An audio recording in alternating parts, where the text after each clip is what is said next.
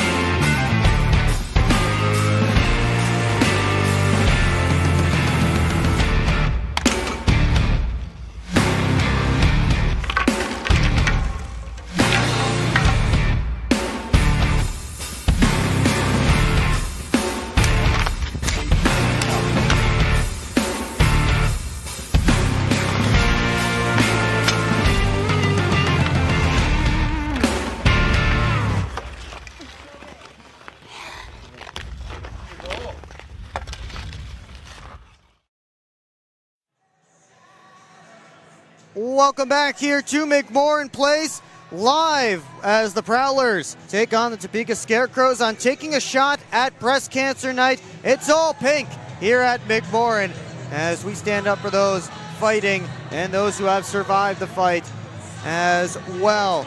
Let's take a look back at what happened at last night's game between the Prowlers and the Scarecrows. Topeka got themselves on the board first early in the game. They got a 5-on-3. And Scott Kowash took the pass all the way across, and he was able to put it home. But the Prowlers responded later in that first period. Stretch pass to Matt Graham. He passed it off to Lucas Lockney for a nice tap-in goal.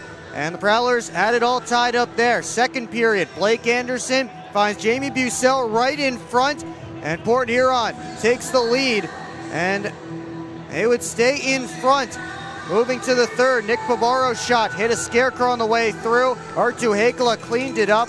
It was reviewed for goaltender interference as Matt Graham did get a piece of Sammy Bernard earlier in that play.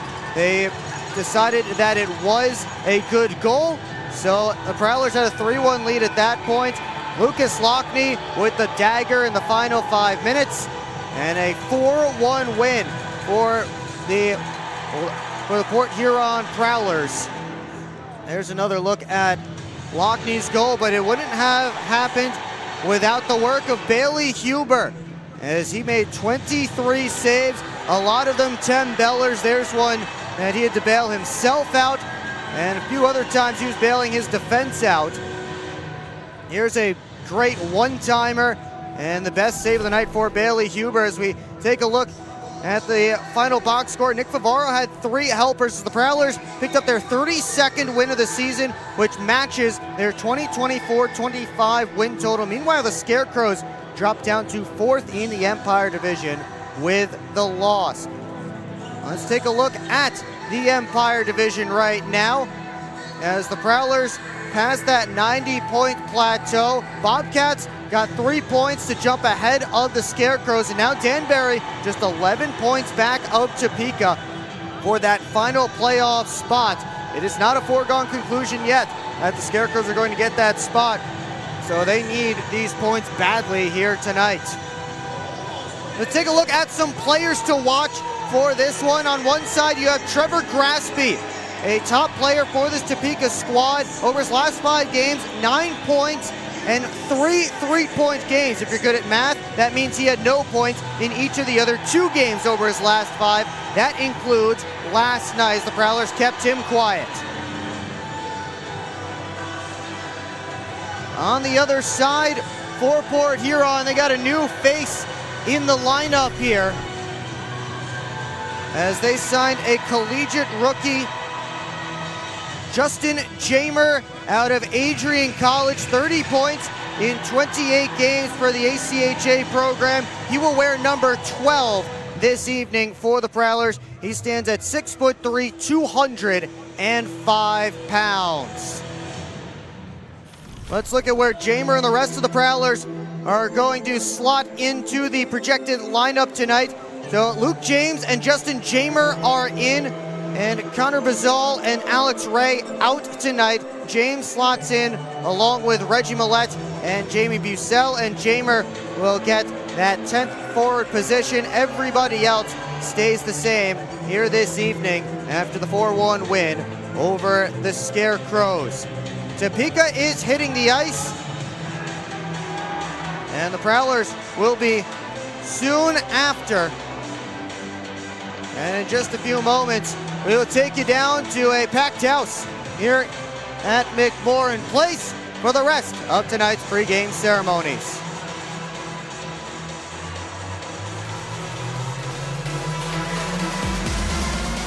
Make some noise for your Port Huron Prowlers!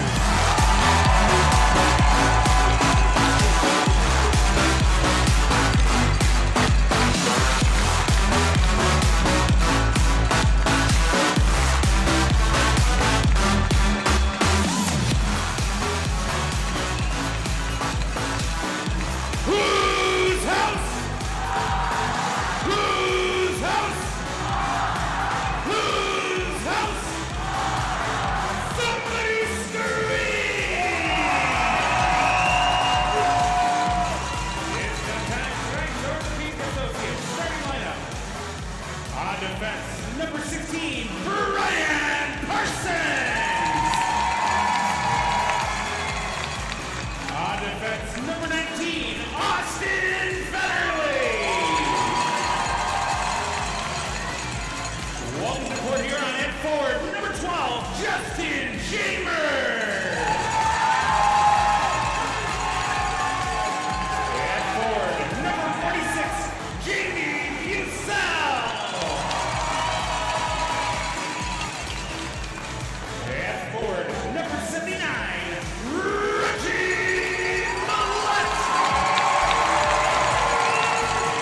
And in goal, number 39, Bailey Huber.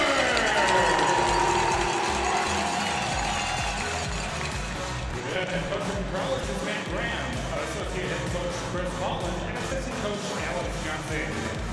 The athletic trainer Bridget Smith, presented by Port Huron and German Medicine Associates. The equipment managers Brian Parsons and Scott Ball. Ladies and gentlemen, please rise. And gentlemen, may we suggest removing your caps as we honor America and salute the men and women serving our country with the singing of our national anthem, presented directly by Mike Batchelor. We remind all members of the armed forces and veterans who are present but not in uniform that you may render the military salute. Ladies and gentlemen, please give a warm welcome to Emily Gowdy. Oh, say, can you see by the dawn's early light what so proudly we hailed at the twilight's last gleaming, whose broad stripes and bright stars through the perilous all the ramparts we watched were so gallantly streaming, and the rockets' red flames bursting in air gave proof through the night that our flag was still there. Oh, say does that star-spangled banner yet wave o'er the land of the free and the home of the brave?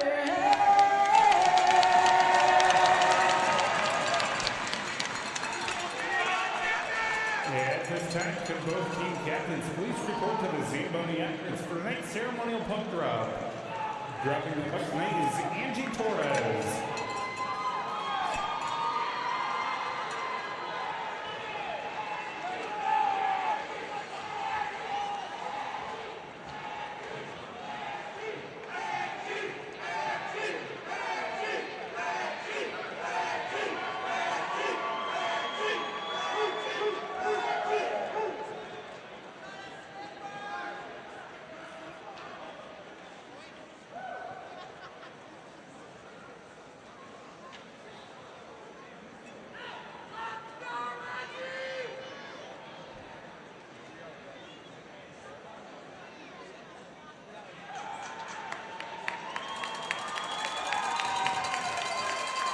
Angie Torres, one of the great Prowler fans, somebody who's really truly a part of the Prowler family, going through the battle with breast cancer, and she got to drop the ceremonial puck tonight on taking a shot at breast cancer night.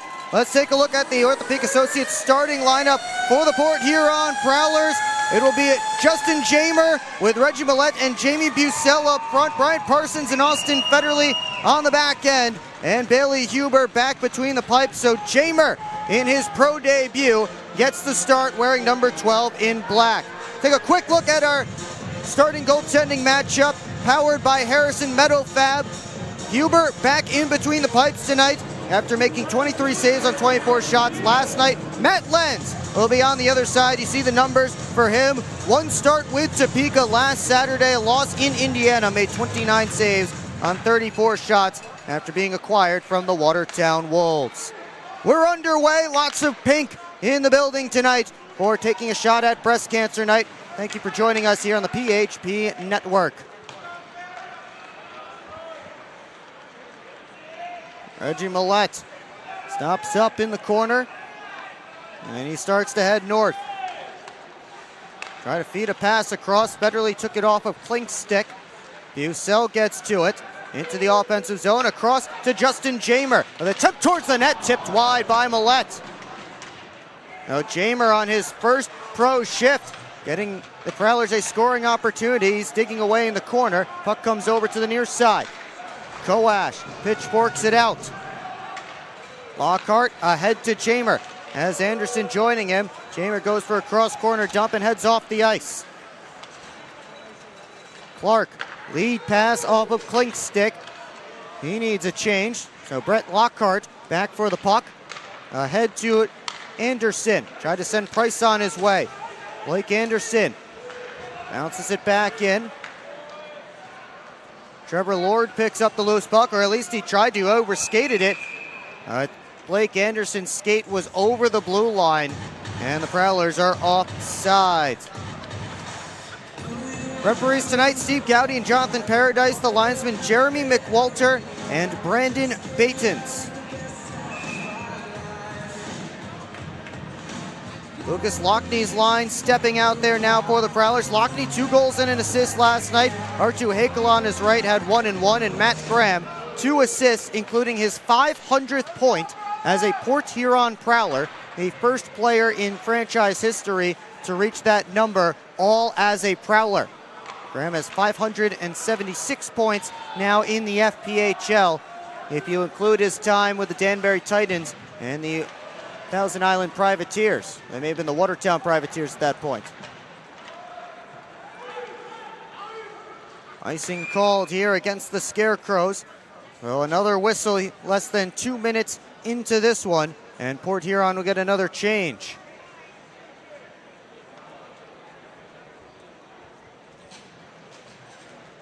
Luke James out there now with Millette and Bucell.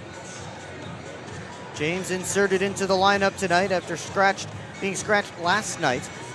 Puck comes back to the point. Federley walks, gives it over to James in the corner. Out towards Millette. He couldn't bring in the pass. And Lord starts ahead, gets to the red line, dumps it in. Federley bumps it away from Lord. Parsons ahead to Millette. Trying to make a pass across. That was taken away by Avery Smith. Millette has it back. He dances around Bird. Wired all the way around. James and Whalen get there together. Smith pops it out for Checo. Now Bird with Checo going to the net. And Huber sticks it over to the corner. Puck slid up top. Nagy, a shot from the line, swallowed up by Bailey Huber. Scarecrows with all the shots on goal so far, 3-0 in the early stages of this one. Prowlers have yet to test Matt Lenz, but Bailey Huber has been up to the challenge so far. One of his best games of the season last night, 23 of 24, including plenty of high danger grade A chances. And there's a kick save and a beauty from Huber. He's got the rebound and another save. May have been 3 in there for Bailey Huber. As the puck stays out, Steer dumps it around the far side. Pushed out in front. Jamer trying to get there, could not. Garrison Gagnon, a shot, he scores! Tipped in by Vinny DeCumbus on the way through. The Prowlers are off and running early.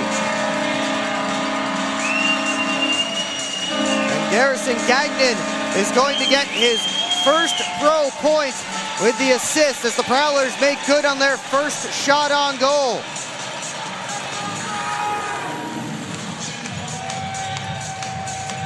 Heads up play by Gagnon, right on the tape for DeCumbus to deflect home. DeCumbus has his 8th of the year.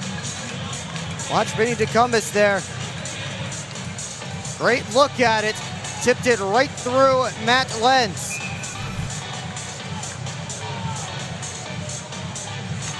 .258 into period 1. Prowlers have the first goal. And they look for more as it's tipped in. Lenz around to the near side. Graham pitchforked it towards the middle of the ice, knocked down by Klink. Grant Quickendall dumps it in. Quickendall, first one on it. Prowlers try and work it out. Graham knocked down Quickendall, and Matt Graham is going to the penalty box. Quickendall was throwing the body around. Now a couple of Prowlers going after Quickendall.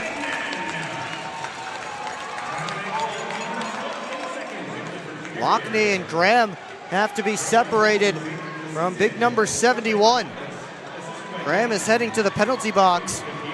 Quickendall playing in just his 7th FPHL game this year.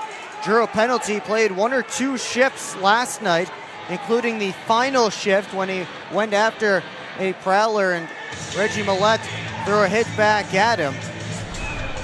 That's why things heated up there at the end of the game last night. As you see Matt Graham sitting there in the penalty box. Kuykendall from Kentwood, Michigan, 6'4", 229 pounds, has been playing semi-pro hockey this season in the APHL. Played 5 games with Indiana in October and has spent the rest of the year again in the APHL. As Clark, one-timer off the side of the cage. Scarecrows try and set up the power play. They were 1 for 4 last night. As Koash tried to feed it across to Gagnon, knocked away. Bird and Favaro trying to get after it. Oregon grabs the puck, goes up the glass, and all the way down.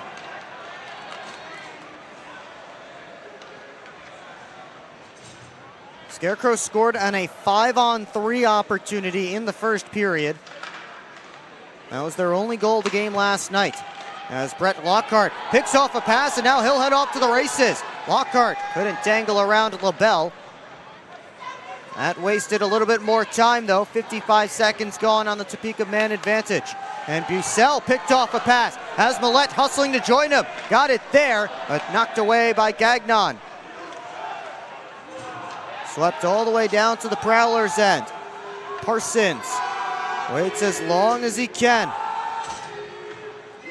And sends it all the way ahead to Luke James. One-on-one against Lind. James had it poked off his stick. Up comes Avery Smith. Wheeling in. Right down Main Street. Poked away and cleared. 30 seconds left in the penalty to Matt Graham.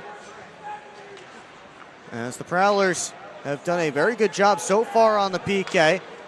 And the Scarecrows have iced the puck here as they were trying to stretch it to Trevor Graspy, who is at the Prowler blue line. Avery Smith causing a disturbance down in the corner in Prowler territory. Everybody separated, and they'll head down to Topeka's end. We'll have the final 19 seconds of the Scarecrows power play. When we come back, Vinny DeCumbis has the only goal so far. Prowlers, 1 goal on 1 shot. This isn't working. LJ, pass me those flyers. No look behind the back pass. It's a whole play. LJ, come on. Gap up. Close the gap. Close the gap. What are we saying? This isn't working. We need a shift change. Let's bring in the professionals.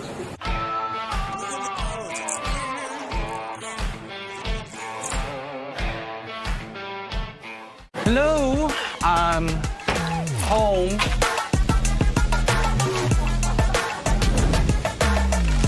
There he is. What is happening? Relax. We won. They brought back the snack wrap. Spicy or ranch? Spicy. Yeah, go. Yeah. Just one little bite. Can you stop? Oh, sorry. Gather your crew. Snack Wrap is back.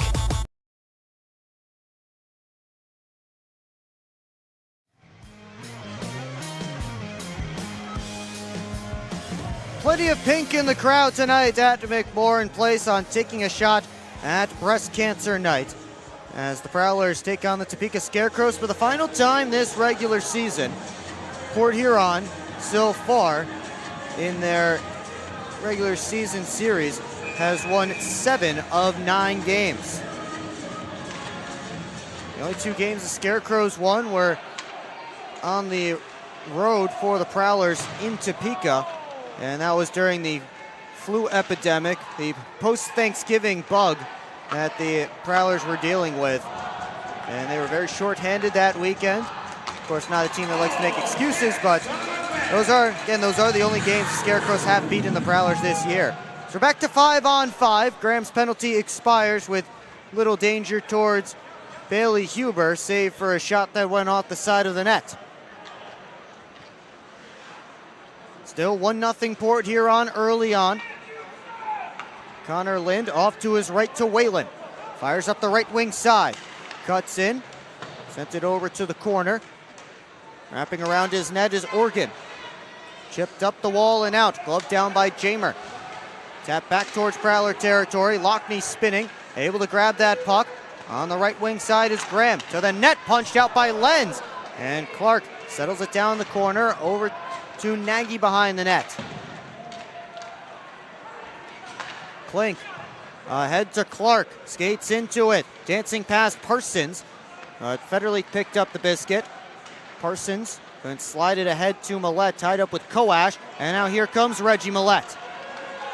1-on-3, Millette tried to fire it in right on Lenz, couldn't do it. Gets back on that puck as he tried to glove it down. Jumping over Nagy, Luke James with a turnaround shot, that was blocked. And Cam Clark works into the Prowler end. Jamer slid it up towards Bucell, who skates all the way back behind his net. His team finishing up a change. Parsons drops back, got it over to Lockhart. Tried a soft pass ahead. Kuykendall made that an adventure. And Checo takes the turnover and dumps it back down. Gagnon able to avoid most of the check as Lockhart bounces it ahead to Tecumseh. Sent it in James's direction, touched back out. Checo with Smith going to the net, but Smith too far in front of the play and offsides. Get an edge in your game with Top Cheese Stick Wax, the official wax of the Port Huron Prowlers. Use code Prowlers15 for 15% off at TopCheeseHockeyWax.com.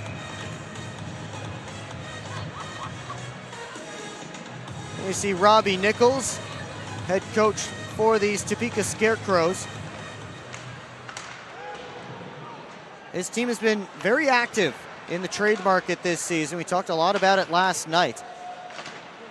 Taking a lot of big swings, and they are positioned in playoff spot as Crosby's shot held on to by Bailey Huber. Crosby, one of those trade acquisitions this season. Players had to be separated in front of Huber once again, including Blake Anderson.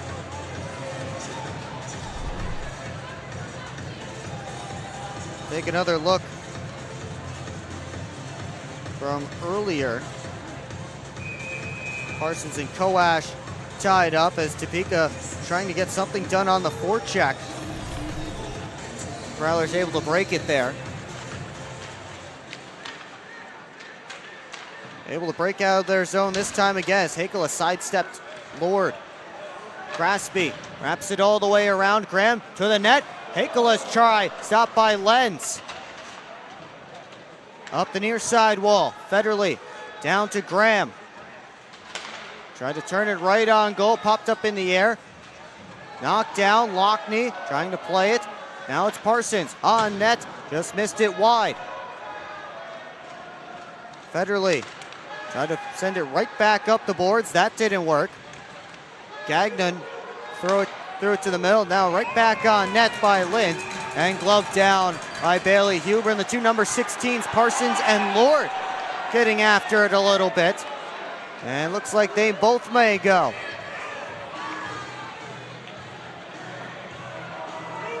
Jonathan Paradise, the referee, signaling for both Brian Parsons and Trevor Lord to head to the box.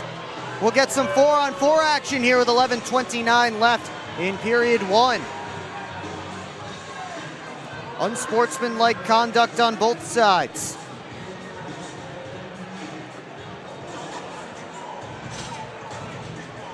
Big grin there from Brian Parsons in the penalty box.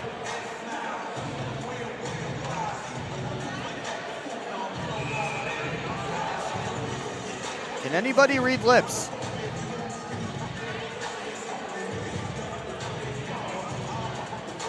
Lincoln Price on this faceoff. Lots of skill players on both teams, and the 4-on-4 benefits that. See some of the fast guys out there for both sides, including Klink and Clark for Topeka, Price and Anderson for Port Huron. Clark tried to send it up top. Anderson the only one there to pick it off. Blake Anderson trying to split through, gets back to the puck. Tied up with Gagnon. Clark skates ahead, has Gagnon hustling to join him. Klink played it in Clark's direction, and the puck lands in the corner. Anderson chipped it around Clark. Lockhart up to Blake Anderson. Looking to peel back. Gagnon dinks it behind for Lockhart. Fanned on the pass. Back to Gagnon. Crosby hustling to forecheck him. And he moved it to Bucell. Moving up with Millette. Millette cuts in. Waiting. Curling back, waiting for help. Millette down towards Organ.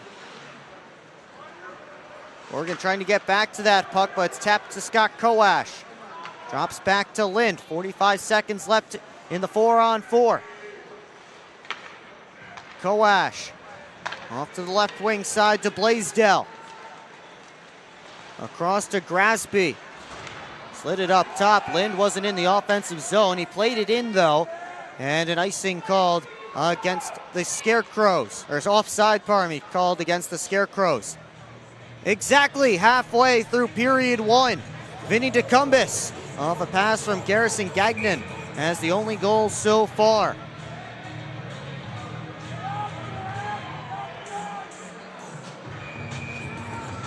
Scarecrows finishing up a change as Grasby gets set to draw with Hakala. One back with help from DeCumbis.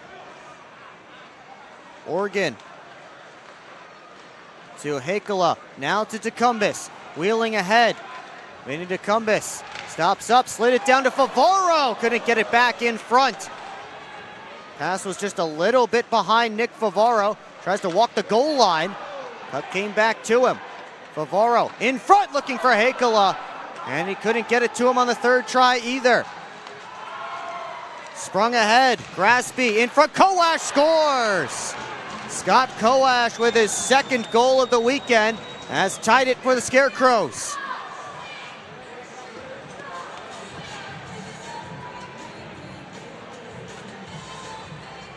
Just as the 4-on-4 expired, they sprung it ahead to Trevor Grasby and a nice pass over to Scott Koash. And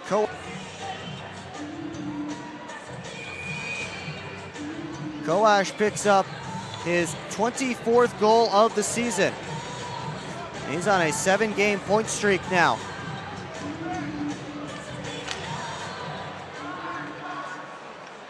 So all tied up at 1, 9:21 left to go in period 1. Federley played it around to the far side along the dasher, it squirts out. Bird dumps it in. Huber up to the far side. Kicked along, Graham chasing after it. And it's kept in the zone. Bird, the shot on goal. Clark was right on top of Huber, was able to make the save. Graham pops it out to Federley. 3-on-2 for the Prowlers if they hurry. Federley, Lockney with a shot off the stick of Gordon Whalen and up out of play. We'll take a timeout, 8:44 left in the opening period. Prowlers and Scarecrows all tied up.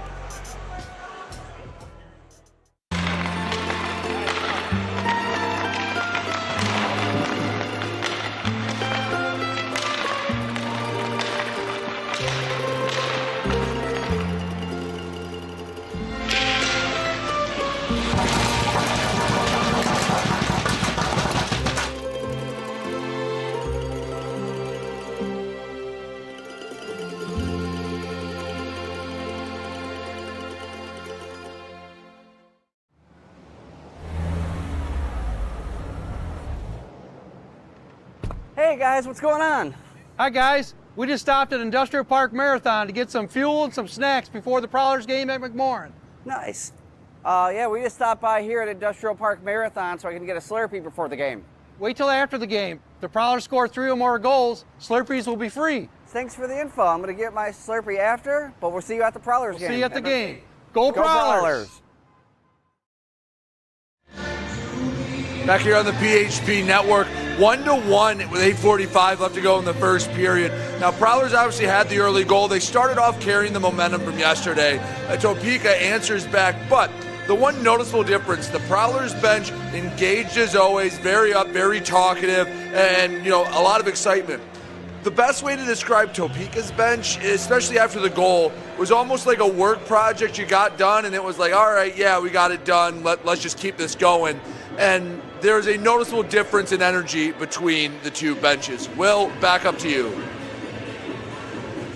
Thank you, Brady, getting us all the insider info. What's going on down there between the benches. See Bailey Huber there, 6 saves already in this opening period. Matt Lenz has just made 1 of 2 shots that he has seen come his way. We'll see if the Prowlers can get some more rubber towards Lenz, who has struggled this season and struggled in his first start as a Scarecrow last Saturday in Indiana. Parsons to the net, sticked away by Lenz. James back on it. James gets to it behind the cage to Millette. Millette wheels up top, walks in, fakes the drive. Now he shoots off the crossbar and out of play. Reggie Millette sent that puck for a ride with a quick wrist shot, and it goes off the crossbar and into the protective netting. In case you missed it right at the start of the game, Lenz 29 for 34 in the loss to the Indiana Sentinels last weekend. And that was the only loss for the Scarecrows last weekend, as they took 2 of 3 in Indiana. Lockney behind the net, gloved the puck down. He's stapled to the boards by Steer. Hakala hands it off for Oregon with a shot swallowed up by Matt Lenz.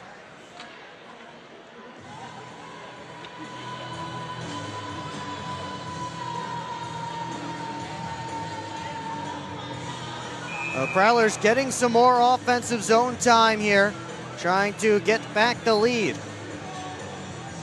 They went down 1-0 last night to the Scarecrows and then scored the game's final 4 goals.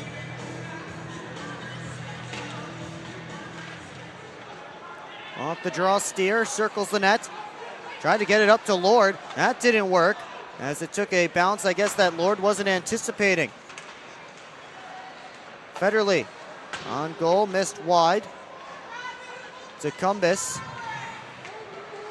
Now Price. Off the near side wall. Lord back to Steer.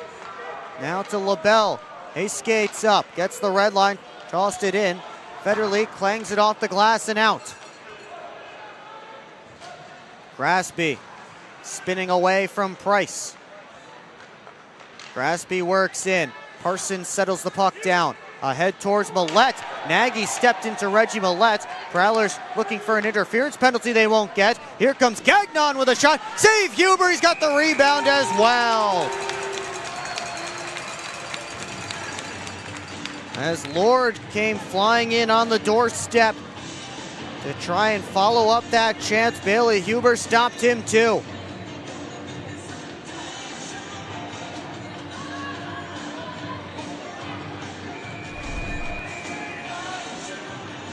Take another look here. The shot came in from Gagnon. Huber able to keep it in front of him. The rebound didn't pop out too far. So Lord didn't really have much to shoot at, as the puck was sitting next to Huber's pad. As the pass from Whalen exited the Prowler zone. Wrapped all the way around. Lockhart. Gagnon all the way up towards Jamer. Right back in behind the Prowler net. Lockhart up to Jamer. Takes a look, fed a pass, missed both Millette and Bucell. And that will go for an icing. Although not without a little more pushing and shoving.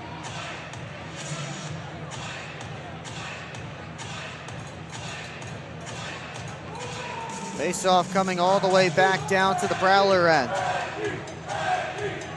Get some Reggie chants from the crowd. Section 9, as usual, leading those. Face-off all the way down in Huber's end.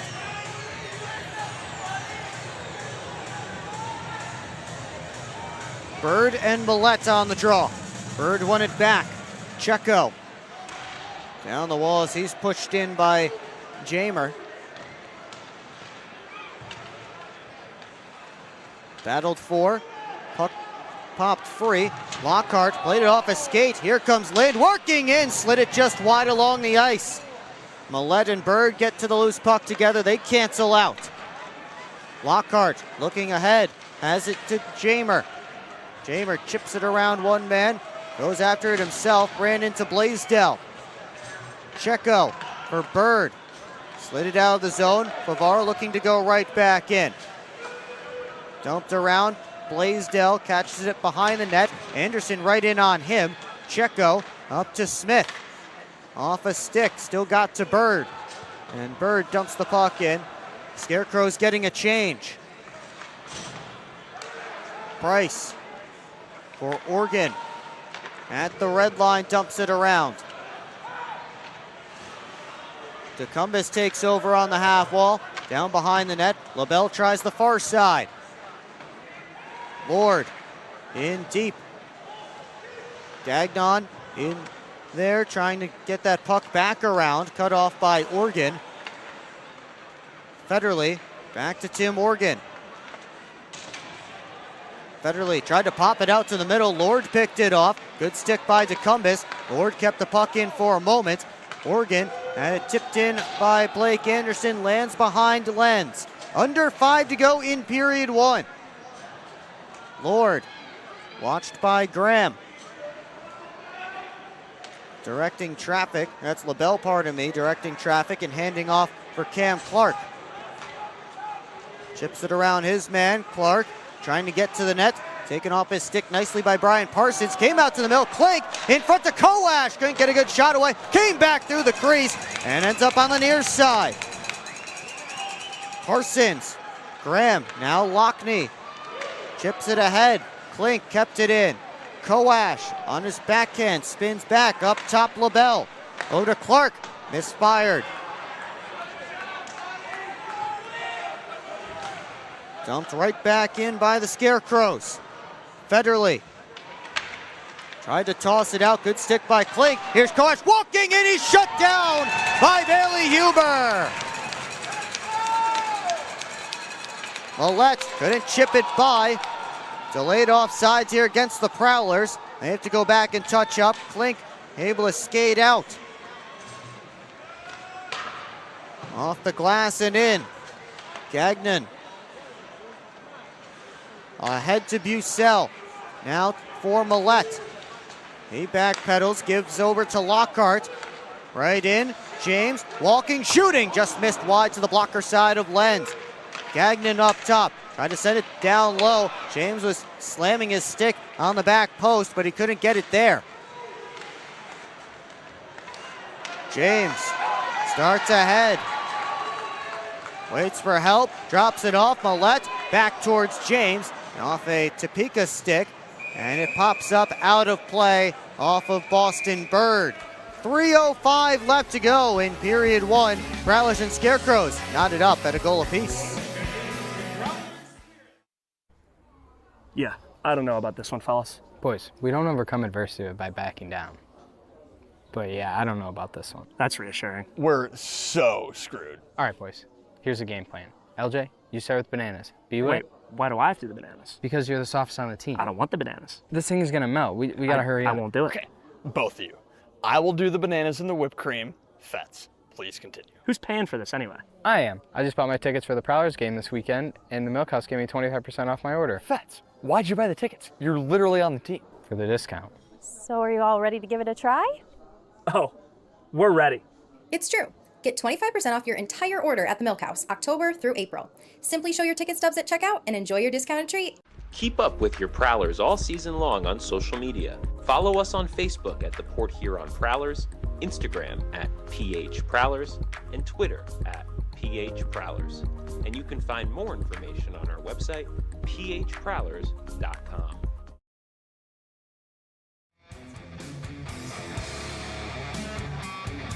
Late stages of period 1 here at McMorran Place. Prowlers and Scarecrows knotted up at a goal apiece. Will Wiggleman with you on the PHP Network. Our washed up player of the game, presented by Chippewa Laundromat, is Sammy Bernard. Chippewa Laundromat is Port Huron's only multi-generational laundromat. Bernard getting the night off tonight. And you see him jamming away there on the bench to the music here in McMorran. Last night, 34 saves on 38 shots in the loss. Prowlers were able to get to him in that third period, got him a couple of times. Trevor Graspy slides the puck into offensive territory. Favaro around to Organ, to Cumbus. Try to get it up to Price. Forced over to the far half wall where Nick Favaro skates into it. Favaro wheeling in with a shot missed wide. And if they counted shots not hitting the goal, the Prowlers would be doing a lot better in the shots category. They have missed to Lenz's blocker side 3 or 4 times already in this first period. James wheeling in the right wing side, trying to fight his way to the net. Lenz kicked out the pad. Lord had a pass up that was off of Bucel's stick. James in with Millette. James drops it off. Bucel just sent it wide along the ice. Clark for Lord. He had to wait for it. That almost drew the play offside. Lockhart all the way up to James. He tips it in and heads after it. Rest of his team in the midst of a change. James actually decides that he'll head to the bench as well. Steer right up the boards into Lockney. Plays it towards Graham. Try to pitchfork it back to Lucas Lockney. Steer goes behind the cage to LaBelle. Up the far side. Klink up to Koash. Taken away by Parsons. Steer up to Klink. In the middle for Koash. Parsons able to stymie Scott Koash once again. Lockney got it away from Steer, and then he dumped Jordan Steer.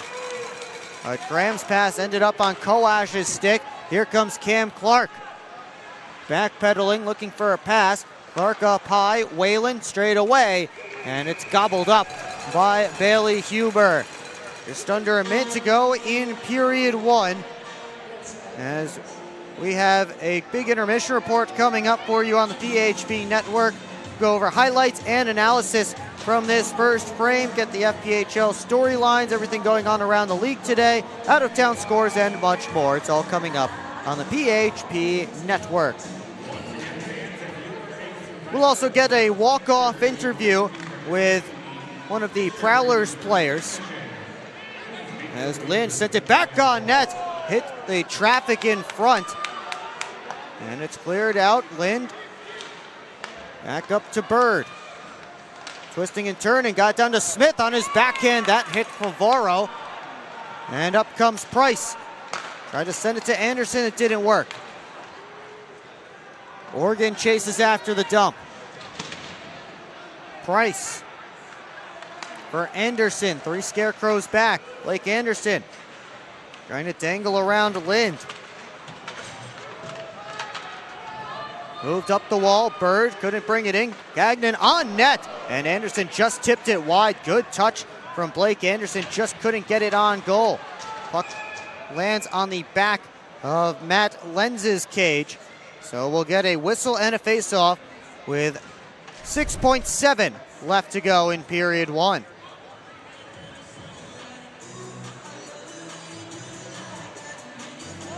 I think Anderson was trying to get it over towards Vinny DeCumbus. Either way, landed on the back of the cage.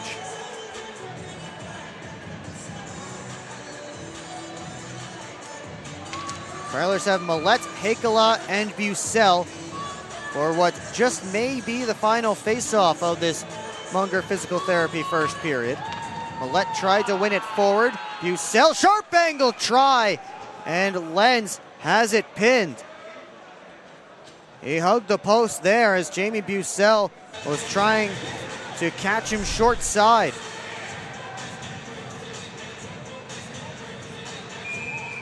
So Millette tried to win the face-off forward before he got knocked down.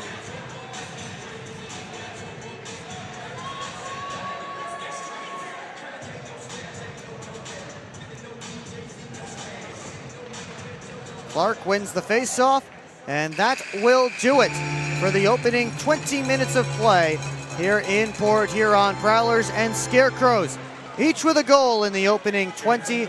It is 1-1. Shots on goal favored the Scarecrows 12-7 in that opening frame. Again, both teams getting themselves on the scoreboard. It was Vinny DeCumbis for the Prowlers and Scott Koash for the Topeka Scarecrows. See the Prowlers getting off the ice. You see Brady Beaton going down the tunnel trying to corral our first period walk-off interview, which I believe will be Vinny DeCumbis. And now we have to wait for all the Scarecrows to get off as well before we can get DeCumbis back on the ice for this interview. But while we're waiting for that, we'll tell you what's coming up as well on the first intermission report here on the PHP Network. Highlights and analysis with myself and Brady Beaton, FPHL storylines, out-of-town scores, and more. Let's send you down to ice level with Brady Beaton and Vinny DeCumbis. Down on the ice with Vinny DeCumbis. Vinny, you guys got that first goal. Walk us through it, getting your team off to an early lead. We just got the puck to the net, and luckily my stick was right in the middle, so I got a deflection. You know, you guys have a lot of energy in this game. How has that helped you out from last night carrying it into today?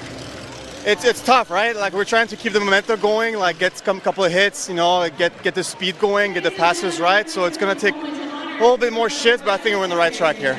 You know, the first half of the period maybe a little better than the second half. What do you need to improve on in the second period? We did have a good start, right? Like, we just got to keep going, you know? Like, we can't, that goal, like, took us down a little bit. We can't even think about it. We just got to keep going forward. Well, Vinny, I appreciate it. Thank you, and good luck in the second period. Thank you. Will, back up to you. Thank you, Brady. That was Vinny DeCumbis, who scored the game-opening goal, his 8th of the year. You saw it there a couple more times. Brady will come up and join me in just a few minutes for the first intermission, and we will go over some highlights from that first period and chat about it. All that coming up next here on the PHP Network. Have you seen the Prowlers team store? It's located on the southwest corner of McMorran Arena. You can also find it online anytime at Prowlers merch or shop.phprowlers.com. Prowlers merch is our old web address for the team store, but shop.phprowlers.com is where you can find the Prowlers team store. Prowlers gear and gear from teams around the FPHL as well. Full league gear on there too. So check it out now, shop.phprowlers.com, or scan that QR code on your screen. 1-1 our score through 20 minutes of play. Brady Beaton is joining me up in the broadcast booth, and we will get some breakdown of that opening frame when we come back on the PHP Network.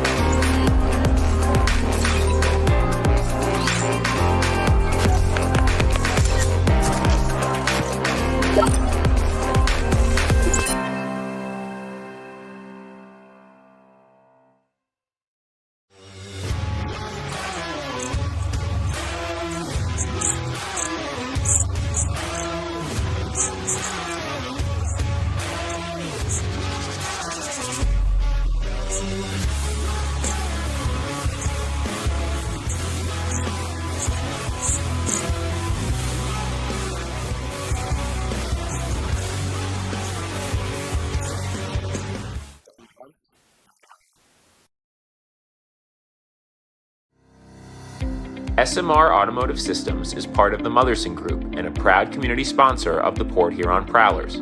We are one of the largest manufacturers of rearview mirrors for passenger vehicles in the world, with local plants in Port Huron and Marysville. We strive to support our local communities and have positions available for various abilities and experience. Find out more about who we are at smr-automotive.com.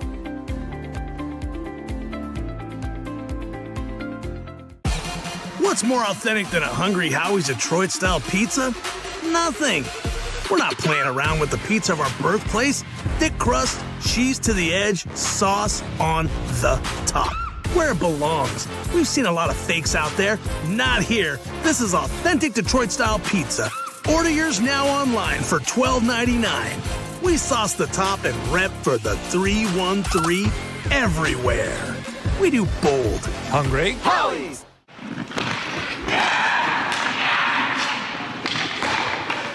Hockey is like a business. One missed pass can derail the perfect plan. Have Taft Consulting help you get your whole team on the same page. They have the expertise to help you follow through on all your goals. Find out how they can help you today by emailing taftconsulting@outlook.com. Hey, Spike, my hip meds are costing a fortune. My humans are stressed, and they're pretending it's fine. You're not alone, Max. My humans are cutting back on my flea and tick meds. Ugh, tell me about it. My thyroid pills were draining the kibble fund until we found Global Pharmacy Plus. Online stores? Are they actually cheaper? Way cheaper. They save my humans 40% or more compared to those other big online sites. My humans can finally afford on premium treats again! Congratulations on your engagement again, man. You know, you should get some life insurance. I never really thought about that. How would I do that? We can help you with that at Zach Egan State Farm. Congratulations on getting married, man. Have you gotten a house? We just got one, actually, yeah. Well, if you want, we can help you out with life insurance at Zach Egan State Farm to cover your mortgage. Is Olin a year old now? He is. Wow. Have you guys got life insurance set up on him yet? I haven't even thought about it yet. Oh. How would I go about that? Well, we can help you with that at Zach Egan State Farm. High five? Yeah, hon, we should have gotten life insurance years ago. Hey, Ken. We've actually got a policy for people your age at Zach Egan State Farm. Give us a call.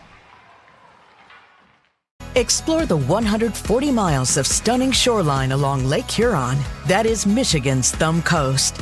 Discover charming coastal towns, serene beaches, and endless outdoor adventures. Stay at cozy hotels, paddle through pristine blue waters, and hit the fairways along breathtaking views. Plan your perfect getaway at bluewater.org.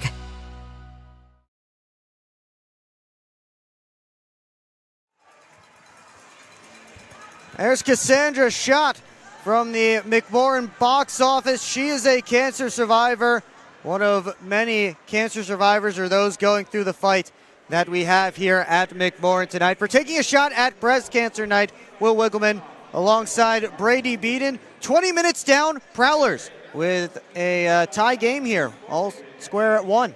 Yeah, you know, they got the early lead in that first period, and I think there was a little bit of, all right, we're just going to keep this going, and maybe took their foot off the gas. Topeka did respond. I mean, they outshot Port Huron. It felt like fairly considerably. Had a few more high-quality chances that Bailey Huber was able to erase, but give credit to Topeka, they bounced back. Yeah, they did bounce back. Let's take a look back at that Prowler goal, if we can here. And it was Garrison Gagnon, the collegiate signing, getting his first pro point as he just sent the puck on net. But it was with a purpose. He saw Vinny DeCumbis coming out in front, making his stick available, and Gagnon hit it. Yeah, there's just a lot of traffic out in front. I mean, that's one that, you know, more often than not, it's going to be deflected somewhere else. But, hey, you throw it on net, like you said, for a reason, and DeCumbis able to get just enough of it to get the Prowlers on the board. And you saw a great shot of there on the last replay. Watch DeCumbis. He comes off the wall, and as he does, he presents his stick. Puck goes to the point. He presents his stick very purposefully, and it's like a target there in the slot for Gagnon to hit. But then the Scarecrows were able to tie it up later. But again, very purposeful job by Vinny DeCumbis to say, hey, put it here. Like, I'm right here in the slot. Give it to me, and able to tip it home. And that's what a lot of the Prowlers' goals have been this series against Topeka this weekend, is, you know, guys getting out in front. Again, it hasn't been any, like, incredible superhero-like plays, deking through two guys and picking a corner. It's smart, you know, thoughtful hockey that it's not going to go on anyone's highlight reel, but it's going to count all the same. Absolutely. So Tecumseh picks up his 8th goal of the year, but the Scarecrows did respond later on in that period. Just at the end of 4-on-4 action, stretched it on for Trevor Graspy. He's able to find Scott Koash. And we talked about the high-end talent last night that this Topeka Scarecrows group has. And if you played the games on paper, Topeka might be second in the division, but they don't play the games on paper, and Topeka is 4th, but you did see a little flash of that high-end talent that they do have. Yeah, well, again, it's very weird. There are some very talented players, some that we are both very familiar with that played at Motor City last year that you got to see 1,000 times last year. But again, the response to the goal was just odd. Like again, I said it after the media timeout. It felt like they just got out of like a Tuesday meeting. Like, all right, cool, good job, let's go get lunch. Like they weren't like upset, but you know the Prowlers score. They just ooze emotion, right? And sometimes it's to their detriment, but most of the time it's a benefit for the Prowlers. Topeka's the exact opposite. Like they score, they're like, hey, yeah. All right, where the Prowlers will ride their emotion. Man, you never see a team happier for each other. And maybe I'm just because I've been on the Prowlers bench so much this season, but it was kind of a weird, dichotomy between the two, where if it was the Prowlers that had just scored a game-tying goal after getting off to a slow start and after losing the night before, that bench would have been raucous. It just wasn't for Topeka, and it's just weird to me, Will.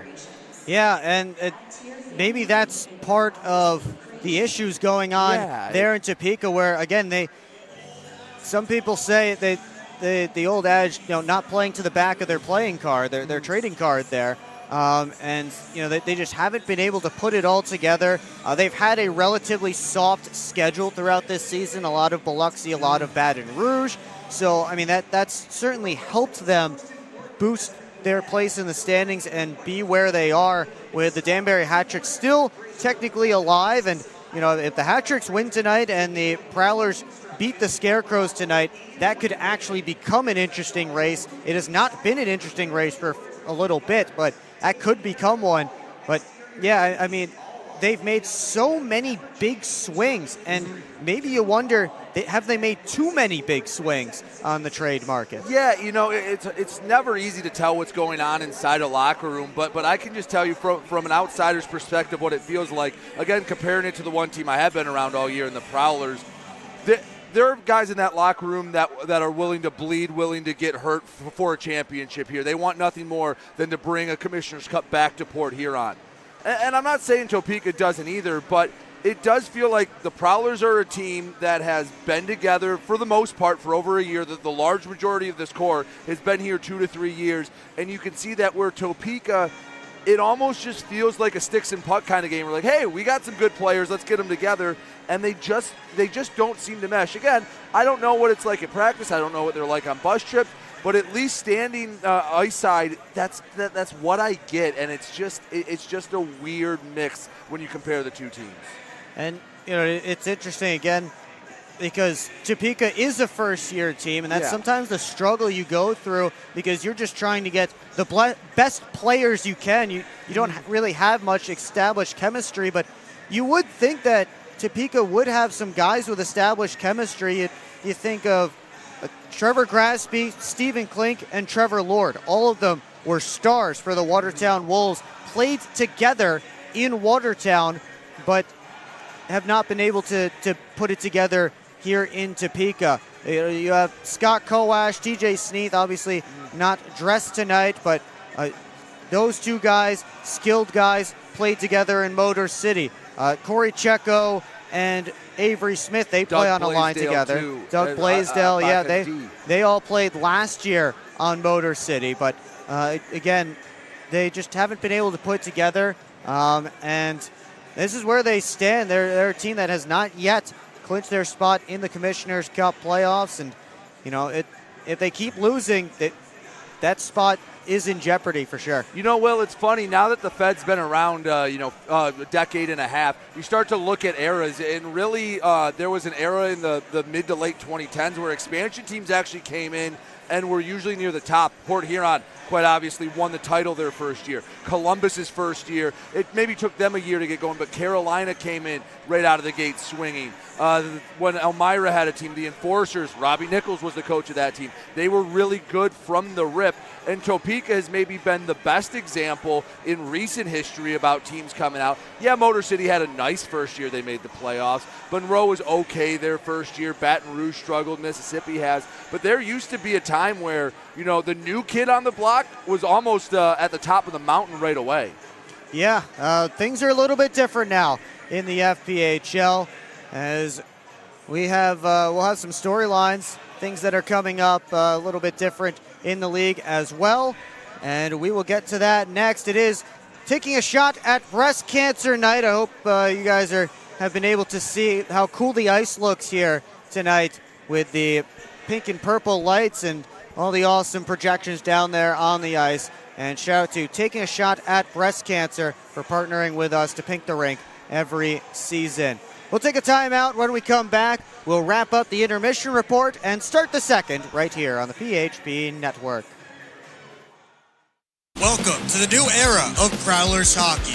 New owner, new store, new horn, fire, projectors on the ice.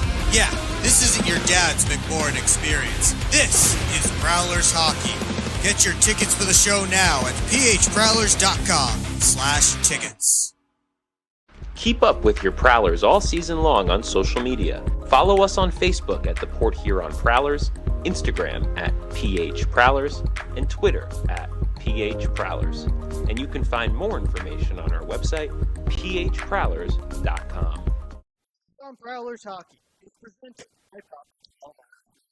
by shot.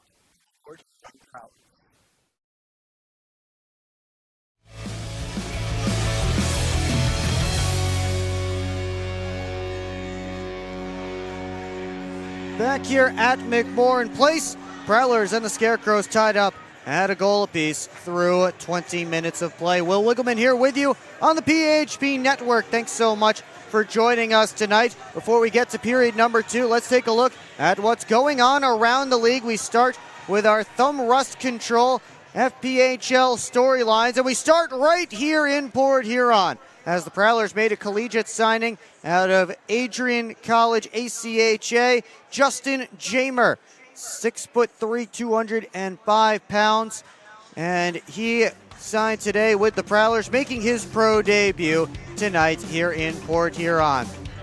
Well, if you've watched all 15 games between the Prowlers and the Indiana Sentinels this year, this second one may not surprise you too much. Everett Thompson was fined and suspended a game for abuse of officials in last night's contest against the Binghamton Black Bears, as he got kicked right out after barking at the officials late in that one, a 6-0 win for Binghamton. This one a big story last night. The Monroe Moccasins and PD Ice Cats have to make up their game from last night. Ice issues in Florence that were revealed when a couple of players tried to stop around behind one of the nets, and you saw the concrete as they skated by, so they had to pause the game. They had to postpone it. That one will be played tomorrow, Sunday at 6:15 p.m. And if anybody is watching that may need this information, they will honor all tickets from last night's game for Sunday. Now, those are your FPHL storylines presented by Thumb Rust Control. Now let's get to what's going on live around the FPHL with our out-of-town scoreboard presented by Love After Hours Boutique and Boudoir. Well, a game earlier this afternoon, the Athens Rock Lobsters and the Columbus River Dragons. Columbus goes into Athens and takes it 5-1. Trevor Babin made 37 saves. Josh Colton, a goal and 2 assists. And the Dragons win that one 5-1. tight one down in Winston-Salem right now, 40 minutes down.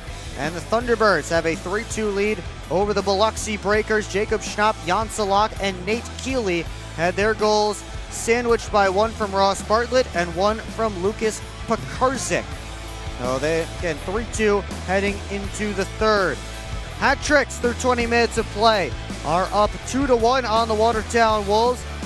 Marquise Grant Mentis opened the scoring for Watertown. Gennaro Franduto and Grady Friedman with the goals for Danbury. 20 minutes down in PD, and they've been able to play a full 20 minutes tonight. Ice has held up, and it's Tyler Mosternock and Brendan Colgan have done their jobs. It is scoreless in Florence. First period in Blue Ridge, the Bobcats, with a 1-0 lead on the strength of a Nick McHugh goal. And the Black Bears and Sentinels still searching for the game's first goal in Indiana, still in period number 1. Outtown Scoreboard presented by Love After Hours Boutique and Boudoir. Use code Prowlers15 for 15% off at Love After Hours. Now let's take a look at our Gunther Graphics game stats. We turn our attention back to this one. Scarecrows with the only power play of the first period. Prowlers killed it off. And Topeka up on shots 12-7 through 20 minutes. Each team with a goal. And those are your Gunther Graphics game stats. Teams hitting the ice here at McMorran Place. Matt Lenz, you see him there getting set in the goal crease. Down to our right, Lenz stopped 6 of 7 Prowler shots. Although he did stop 6 in a row after giving up a goal on the first one for Port Huron. Bailey Huber is down the goal crease to our left. He made 11 saves on 12 Topeka shots in the opening frame. A couple of stragglers there for the Prowlers getting out onto the ice. Get a good look at those specialty jerseys tonight. Designed and produced by the folks over at Taking a Shot at Breast Cancer. We will have Emily Gowdy of Taking a Shot at Breast Cancer up here in the broadcast booth during the second intermission. So be sure to stick around for that, learn a little bit more about their organization. But those jerseys will be auctioned off to benefit them and their push to help breast cancer research.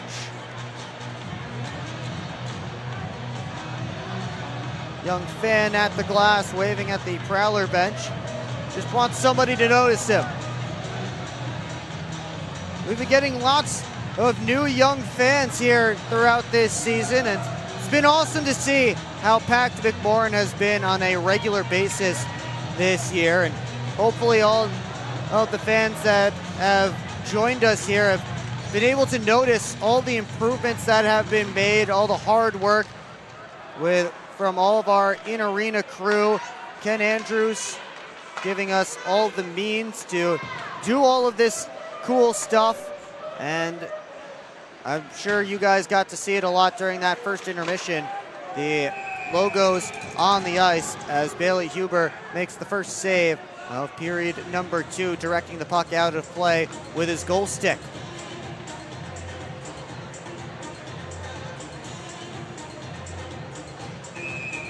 There's some fans over there, the East Upper Rowdies, Section 2. Long-standing fans of Port Huron hockey. As the Prowlers get set for a defensive zone faceoff right underneath them. Steer at the top. Slid it all the way down to Reggie Millette. Taken in by Cam Clark. Lockhart wheels around his net, starts up ice. Right wing side, it's Bucell. Trying to cut in. That was taken away. Clark for LaBelle.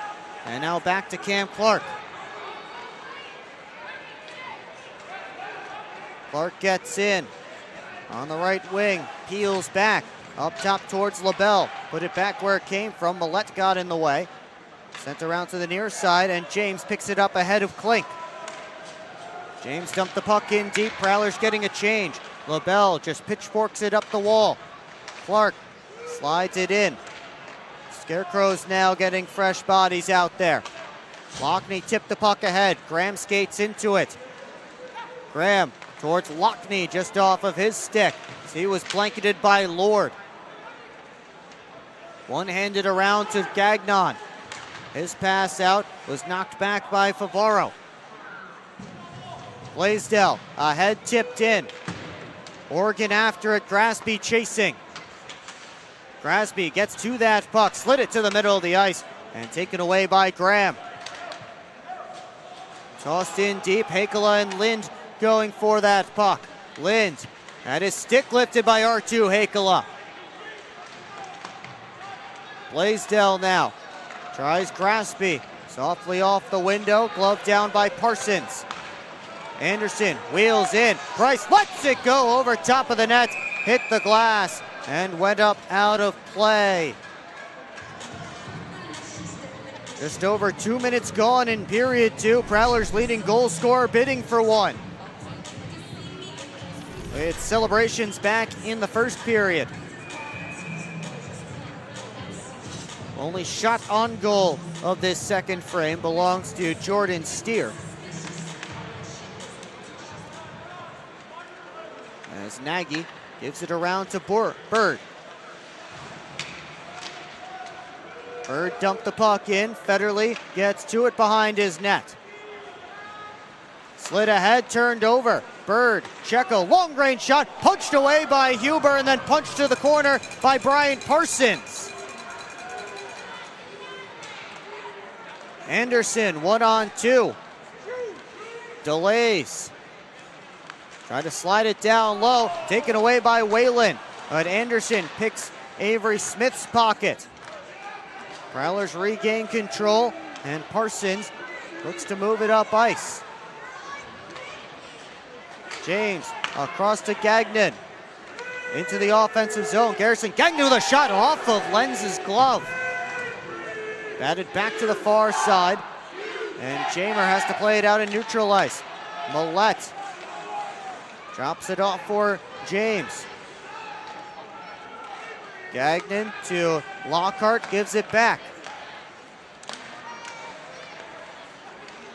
Jamer slid it in for James, but Prowlers offsides here as Reggie Millette on the near side was a little too quick to get into the offensive zone.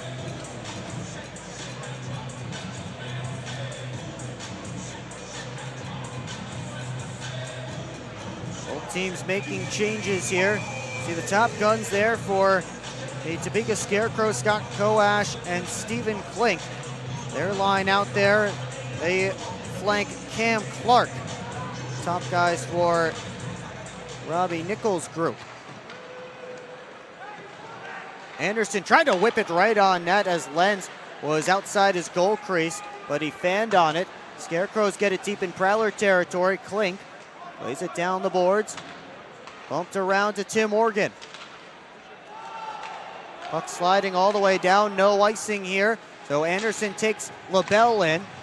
Forced up the strong side. Clark cuts in, has to come back for the puck. Klink, touch pass all the way across. Oregon gets there ahead of Koash. Price pops it out for Oregon. Ahead to Hakala, couldn't chip by LaBelle. Oregon on his backhand gets the puck deep. Steer. Klink is behind everybody. They try and get it to him, but it ends up going on net as Huber steered it over to the corner. Hakala lost the handle. Koash wraps it around deep. Clark behind the net towards Klink. Hakala and Klink come together. Matt Graham for Lockhart. Got past him. Blaisdell right back down the boards. Stays behind the net, centering feed, ends up on Lockney's tape. Prowlers trying to get out of their own end here. Graham does. He gets it to Lockney. Working in. Lockney on his backhand rows it over top of the cage. It comes all the way around to Lord. Lord couldn't dangle around Parsons. Tossed ahead towards Lockney. He gets to it.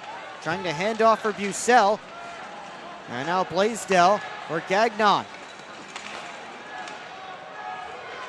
Scarecrows work in. Lord kicks it back to Grasby. Goes off the back wall, and Huber elects to cover up for a whistle and a face-off. Early stages of period 2, not too much going to the net in the middle frame. Still tied up at 1 in Port Huron.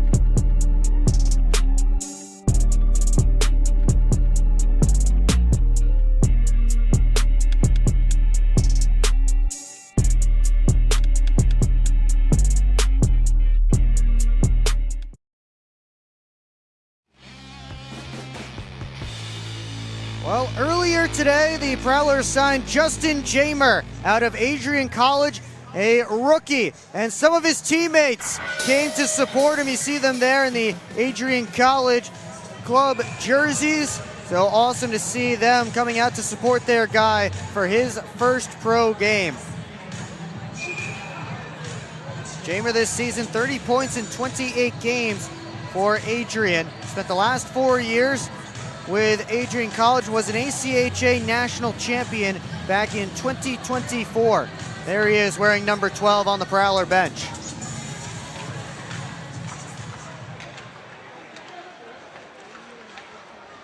Prowlers trying to get out of their own end. Scarecrows do it for them as Lind couldn't bring in a pass. Oregon towards Favaro. That didn't work. There's Grasby down low. Tried to pop it out to Lord, and it bounces to neutral ice. Lord back in. Favaro knocked it away from Gagnon. Lord on goal, save Huber. Rebound got away from him, but it's rescued by Graham.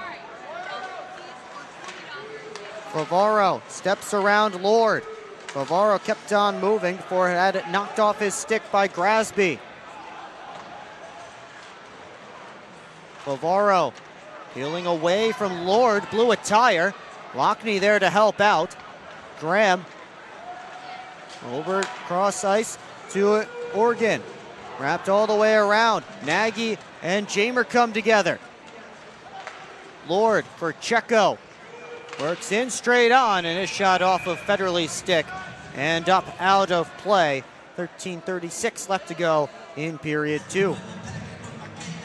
Looking for a pregame meal? Zip Sauce Burger is located in the Industrial Park Marathon. Zip Sauce, the official burger of the Port Huron Prowlers. Could go for a burger right now. Still lots of time left to go in this game, though.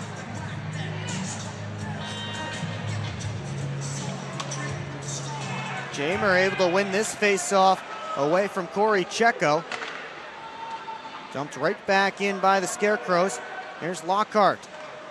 Off to his left to Gagnon. Gave it back. Gagnon again. Slipped it through, but missed Decumbus. Back comes Checo.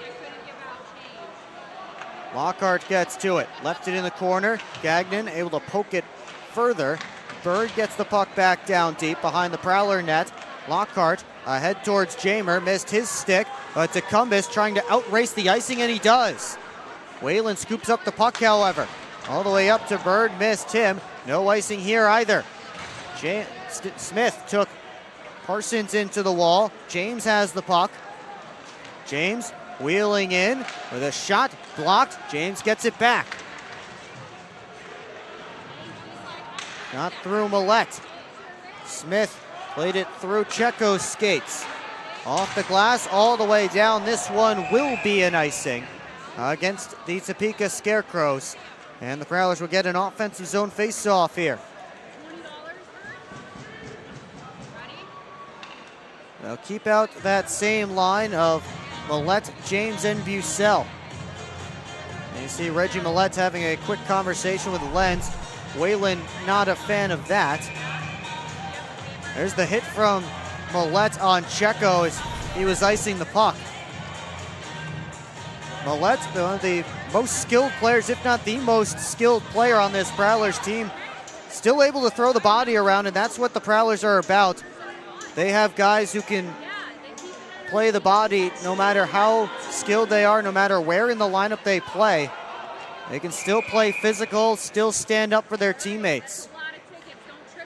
There's another puck up out of play, and the Scarecrows will be able to get a change here.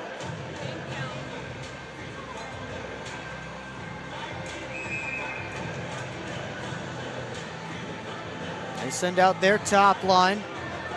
Clark will draw against James, the two number 22s.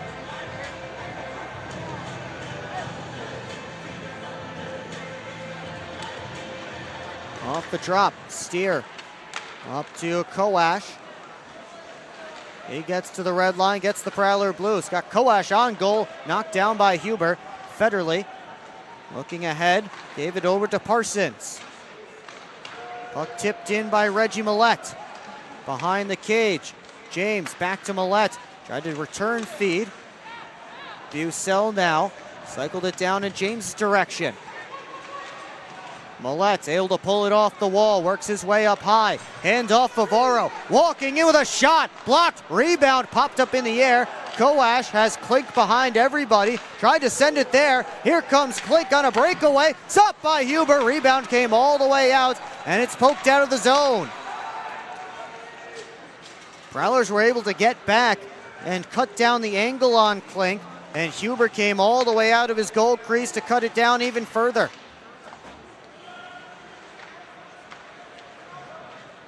Organ for Favaro. He looks ahead, couldn't get it to Hakala. Gagnon cut it off. Clark couldn't get to that puck. He elects for a change. Up comes Lucas Lockney. Slid it behind Graham. Gets back on the puck. Graham will try something else. Hakala. One hands it ahead. Here's Lockney with a shot kicked out by Lenz. Rebound cleared away. Lockhart at the point. Steps in and shoots. It's blocked. Up out of play by Jacob Gagnon. Brett Lockhart bidding for one there. Has 3 goals this season. Scored one last weekend against the Watertown Wolves. There you see Matt Lenz, who has 9 saves so far in this game.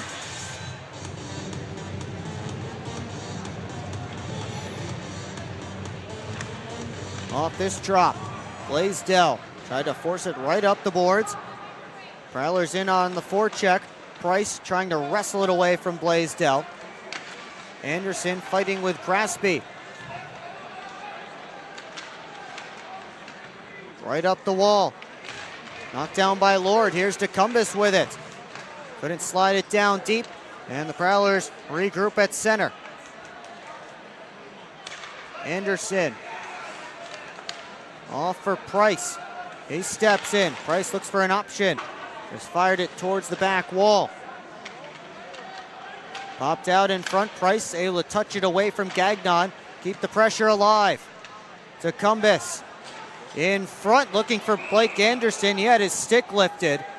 And Lenz able to cover up as the puck was in Anderson's skates.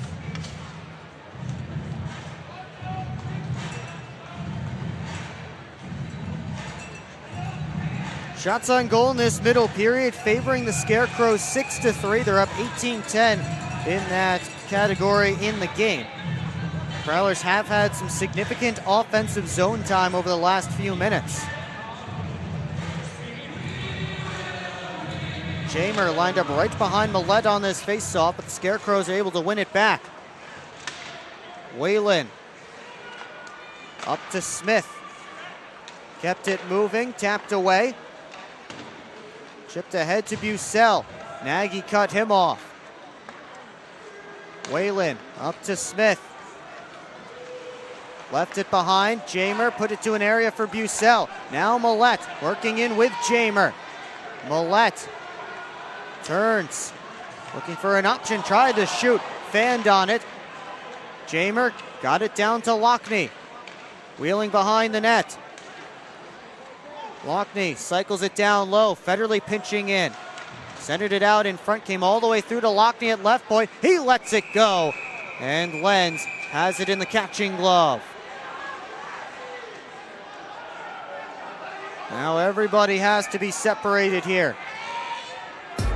Bit of a commotion in front of Matt Lenz. He'll head off to his bench as we've reached a TV timeout past the midway point of the hockey game. Still tied up at 1.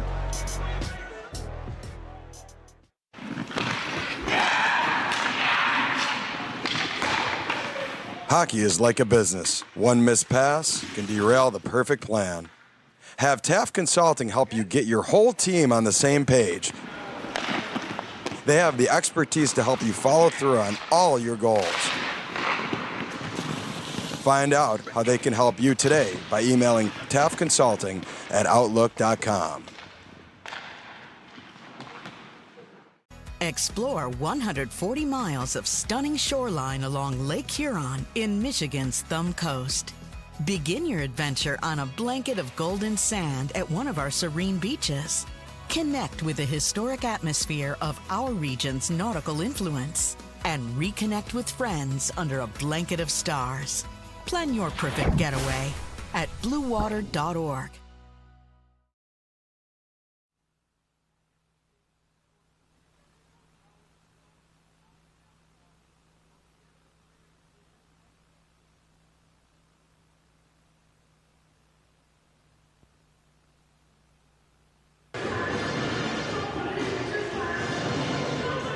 Well, having some technical difficulties there with Brady Beaton.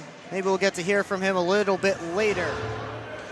Back here on the PHP Network, 1-1 Topeka and Port Huron still tied. Prowlers getting through what might be their toughest stretch of games since they battled that illness in late 2025. You know, going on the road on Thursday, now back home, third game in 3 days.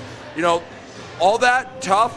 Topeka doesn't care. The rest of the league doesn't care. Prowlers have to find a way to gut it out. The bench trying to get the energy up for the final 29 minutes and change. Will, back to you.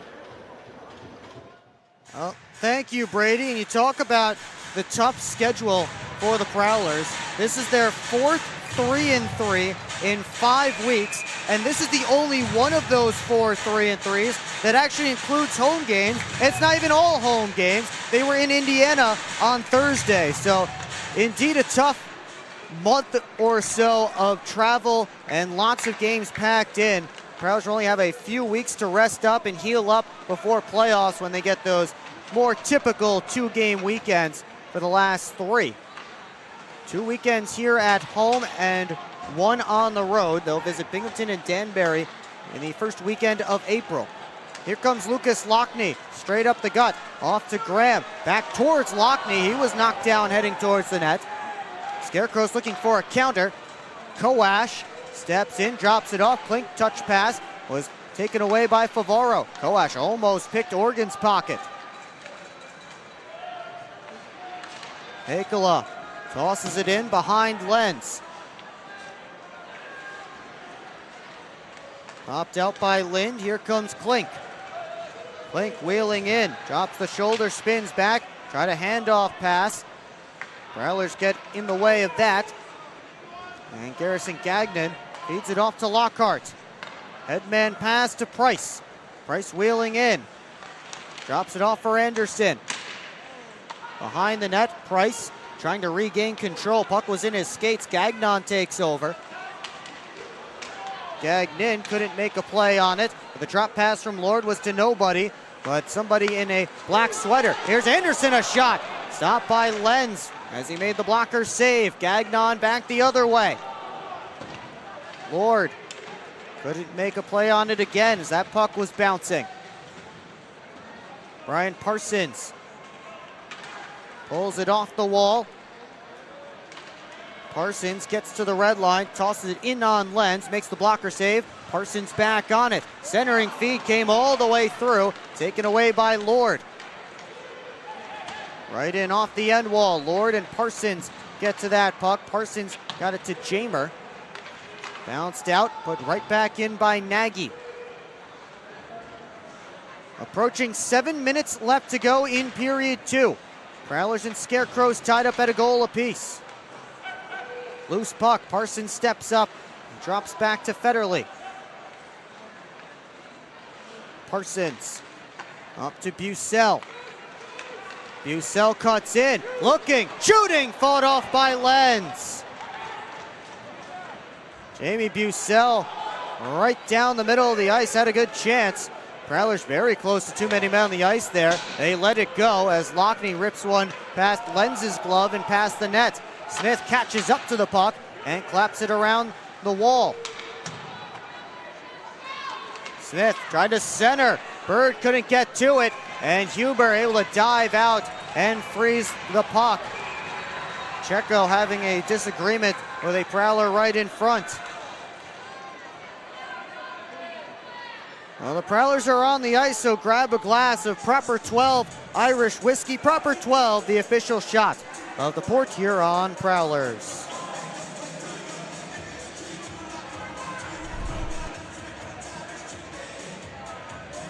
Corey Checo is able to keep this puck in, and the centering pass went off of Huber. He was able to get a piece of it as it was on its way to Bird, and Huber saw some space to dive out, and he did. Scott Koash having a conversation with head referee Steve Gowdy, well, at least referee tonight, Steve Gowdy. Head referee of the FPHL is Paul Jean, who we see every so often.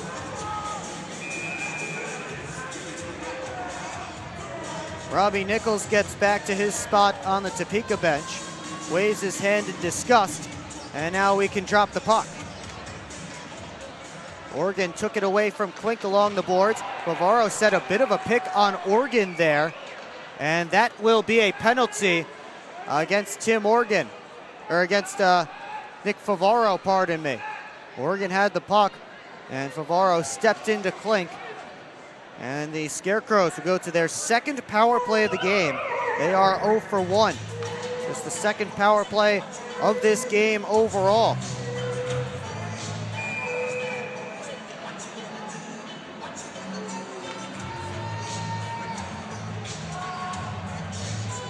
So Topeka trying to take its first lead of the night. Clark and Anderson on this face-off. Clark won it back, and LaBelle sets things up. Koash down the wall to Bird. Back to Koash. Bird once more. Walks the goal line, fed it down behind the net. Clark dances away from Price. Prowlers giving him all kinds of trouble, and a hand pass called against Cam Clark. That will bring the face-off out to the neutral zone. Take a look back at that penalty of Nick Favaro. Watching Favaro step over and just get enough of Klink there. Dump him to the ice. That's interference. And that's the reason Favaro's in the box for another minute and 43 seconds.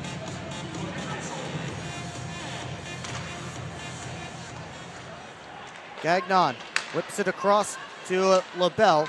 Dumped in off the far corner. That one hit a body and just did sneak past Josh LaBelle. LaBelle often works up top on power plays no matter what team he's on. It's Columbus, Danbury, Twin City, and now the Topeka Scarecrows. Last time the Prowlers saw Josh LaBelle before this weekend was when he was with the Hat Tricks. That was opening weekend in Danbury. LaBelle scored the only goal the Hat Tricks got that weekend. It was on a power play, and it was from that up top position where he's working himself to now. They give it there. LaBelle fakes.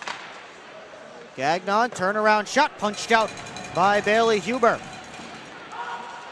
Oregon trying to kick it ahead. James able to find it and clear all the way down. Prowlers get fresh killers on the ice. 40 seconds left on the potential PK here as Oregon lifts it all the way down. Anderson looking to give Lenz some trouble. Swung it right to Connor Lind. And now Lind turned it over. Anderson looking back to the top. Federle, Price over to Anderson. Anderson turnaround shot and it just goes wide. Price the first one on it. Price in front. Anderson couldn't catch and shoot. That puck just rolled away from him. And back comes Topeka. Touched wide by Klink. Anderson off the glass all the way down. Favaro set to come out. And we're back to 5-on-5. Bobby Price has both shorthanded goals for the Prowlers this season. Port Huron with the fewest power play goals in the FPHL. Reggie Millette works up top, lets it go off a stick and up out of play. Under 4 to go in period 2. Prowlers PK remains perfect. We're still tied up at a goal apiece in the Hungry Howie's second period.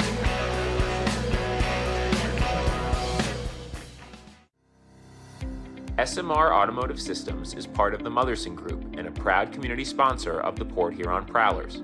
We are one of the largest manufacturers of rear-view mirrors for passenger vehicles in the world, with local plants in Port Huron and Marysville. We strive to support our local communities and have positions available for various abilities and experience. Find out more about who we are at smr-automotive.com.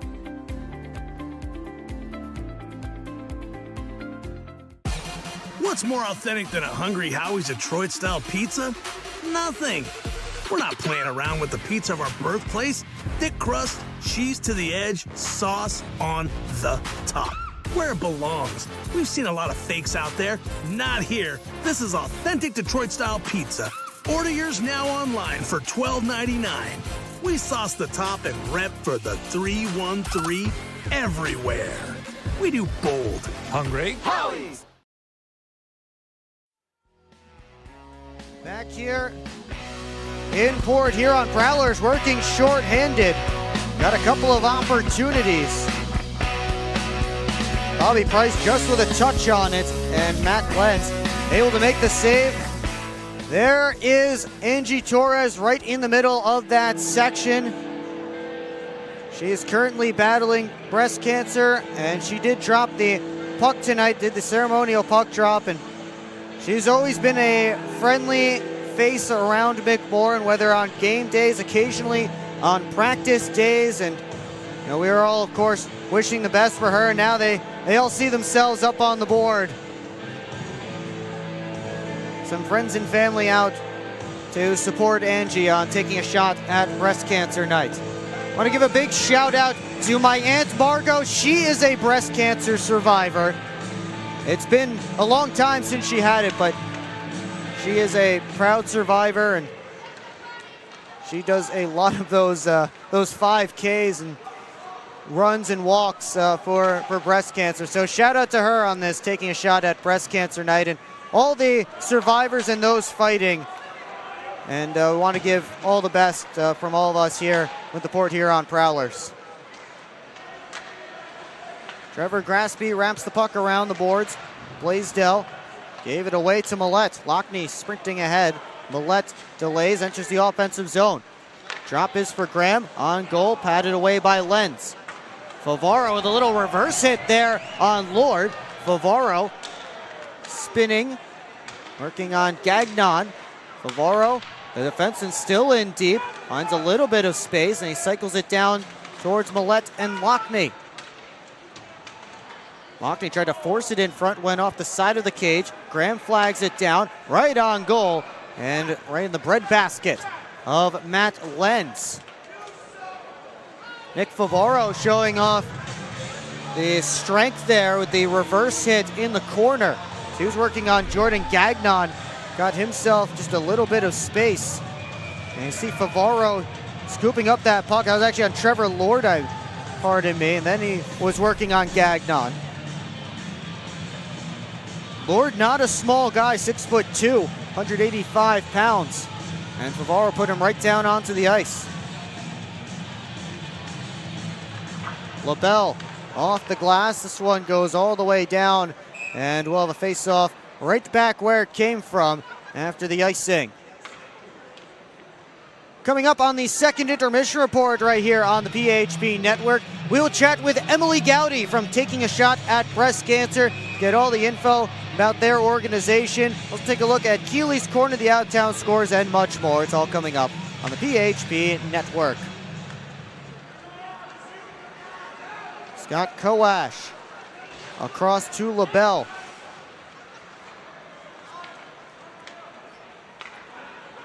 Austin Federley over to Parsons. Parsons around to Federley. And Blake Anderson bounces it in. LaBelle. And it's chipped ahead and out. Here comes Klink, 2-on-1 with Kowash. Klink drags over to Kowash. He scores. Another backdoor tap for Scott Kowash on a 2-on-1. Topeka takes the lead late in the second.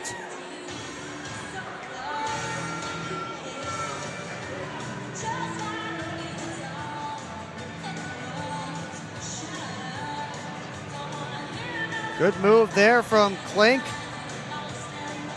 And again, Scott Kowash on the receiving end of a pass on the rush. First period it was from Grasby, and now from Stephen Klink. And Scott Kowash has his 25th goal of the season. Prowlers playing from behind for the first time tonight.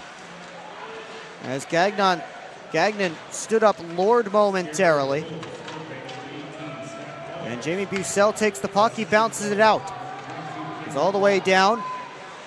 James, now Grasby takes over, sent it ahead. Gagnon kicks it over to Lord.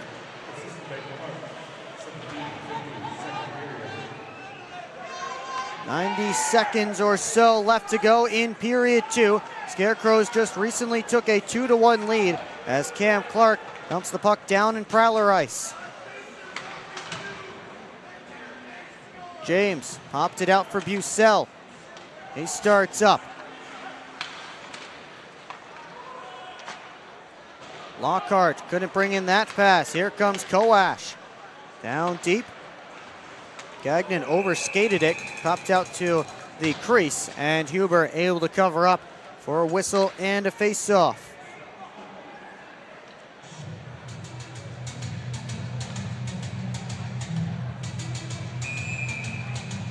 Draw will be down on Huber's right.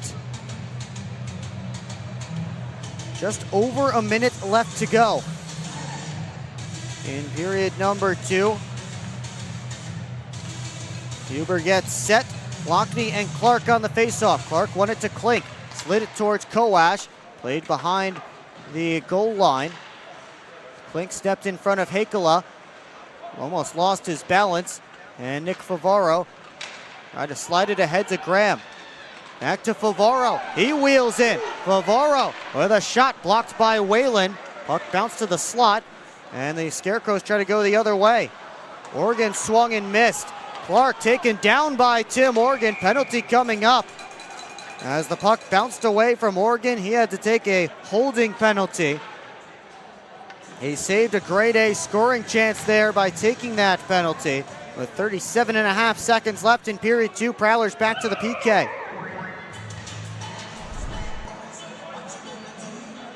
Puck just tossed ahead. And you see it gave Oregon some trouble there. He swung and missed, and then all he could do was wrap up Clark, who was still almost able to get it to Stephen Klink.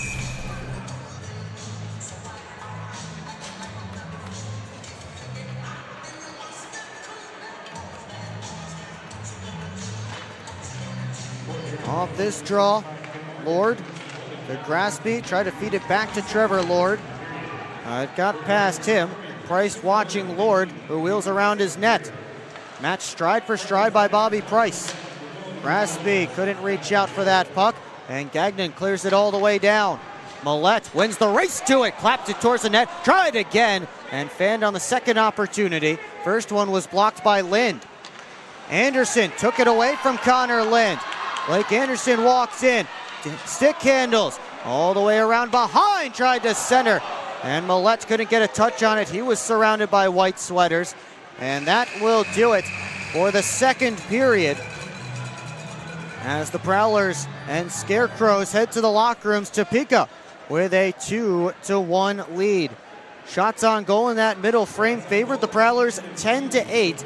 Scarecrows up in that department 20-17 for the game.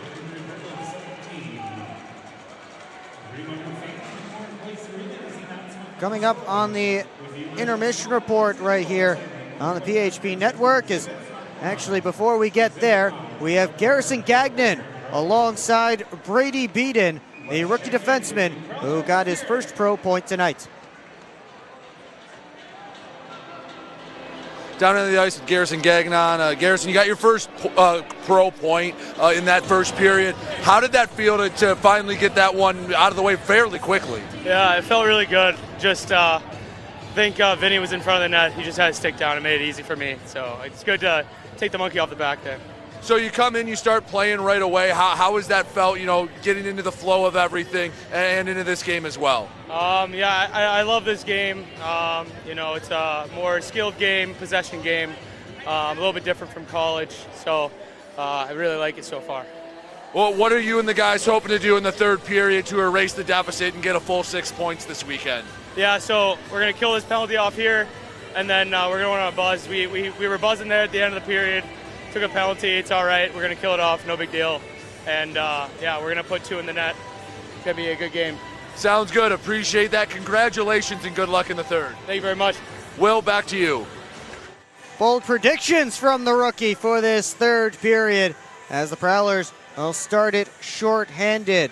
Once again, coming up on the intermission report right here on the PHP network, we will talk with Emily Gowdy from Taking a Shot at Breast Cancer.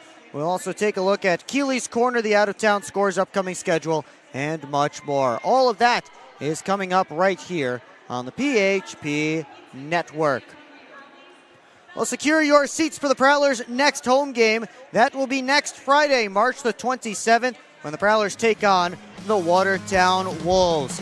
Puck drop is scheduled for 7:05 p.m. It is Faith and Family Night. If you have not signed up your congregation yet, go email Brady at phprowlers.com and get your congregation out to the game. And if you do RSVP to him, then you will be able to be part of our Faith and Sports Talk led by a couple of the Prowlers players before that game. But you have to RSVP to Brady Beaton to be part of that experience. So again, Brady at phprowlers.com or reach out on the contact form on the Prowlers website and we will direct you where you need to go. For everybody else, you can get your tickets at phprowlers.com/tickets by phone at 810-985-6166 or by scanning the QR code on your screen now. It's online at phprowlers.com/tickets, by phone at 810-985-6166, or scan the QR code on your screen now to be part of the new McMorran Place experience. We'll take a time out. Emily Gowdy of Taking a Shot at Breast Cancer is coming up to join me. We'll talk a lot more about that charity and all the great work they do in our community. We'll be back here on the PHP Network. Come on, guys, hop in. We're not getting in that thing. That thing's gross. Yeah, I wore my nice pants today. This thing could use a detail. Well, I don't know. Do you know anybody who could detail a boat? I think that guy could. Hi, I'm Logan from Ballard's Detail. I can detail your boat. From oxidized and faded to smooth and glossy, our professional compounding and waxing process will get your boat looking new again. Contact us today at 810-956-8318. Visit us on Facebook at Ballard's Detail LLC. SMR Automotive Systems is part of the Motherson Group and a proud community sponsor of the Port Huron Prowlers. We are one of the largest manufacturers of rearview mirrors for passenger vehicles in the world, with local plants in Port Huron and Marysville. We strive to support our local communities and have positions available for various abilities and experience. Find out more about who we are at smr-automotive.com. Hello, I'm home.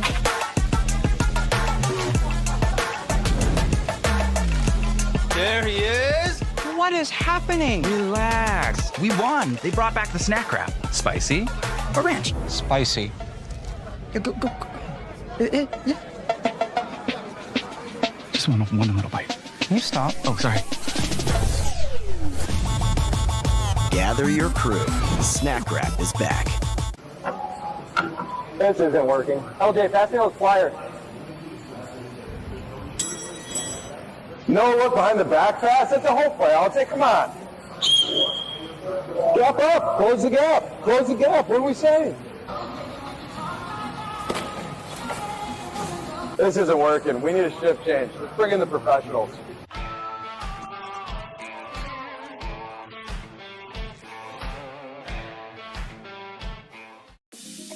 Head over to the Birchwood Mall for your shopping and entertainment needs.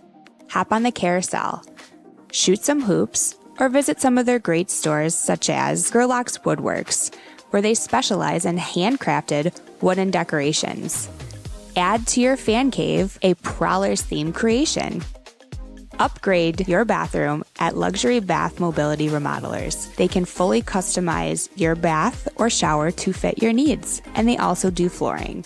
For the sports fan in your life, pick up a unique gift from Pro Edge Sports. Jam-packed with all kinds of memorabilia. There's something for everyone. And it's not a trip to the mall without Auntie Anne's pretzels. Grab a freshly made full-size cup of pretzel bites and wash it down with some frozen lemonade. At the Birchwood Mall, you can find this and more. Visit them on 24th Ave in Fort Gratiot.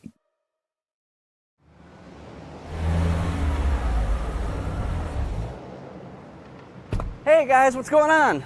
Hi guys, we just stopped at Industrial Park Marathon to get some fuel and some snacks before the Prowlers game at McMorran. Nice. Yeah, we just stopped by here at Industrial Park Marathon so I can get a Slurpee before the game. Wait till after the game. If the Prowlers score 3 or more goals, Slurpees will be free. Thanks for the info. I'm going to get my Slurpee after, but we'll see you at the Prowlers game. See you at the game. Go Prowlers! Yeah, I don't know about this one, fellas. Boys, we don't overcome adversity by backing down. But yeah, I don't know about this one. That's reassuring. We're so screwed. All right, boys. Here's a game plan. LJ, you start with bananas. Wait, why do I have to do the bananas? Because you're the softest on the team. I don't want the bananas. This thing is gonna melt. We gotta hurry up. I won't do it. Okay, both of you. I will do the bananas and the whipped cream. Fets, please continue. Who's paying for this anyway? I am. I just bought my tickets for the Prowlers game this weekend, and the Milk House gave me 25% off my order. Fets, why'd you buy the tickets? You're literally on the team. For the discount. So are you all ready to give it a try? Oh, we're ready. It's true. Get 25% off your entire order at the Milk House, October through April. Simply show your ticket stubs at checkout and enjoy your discounted treat.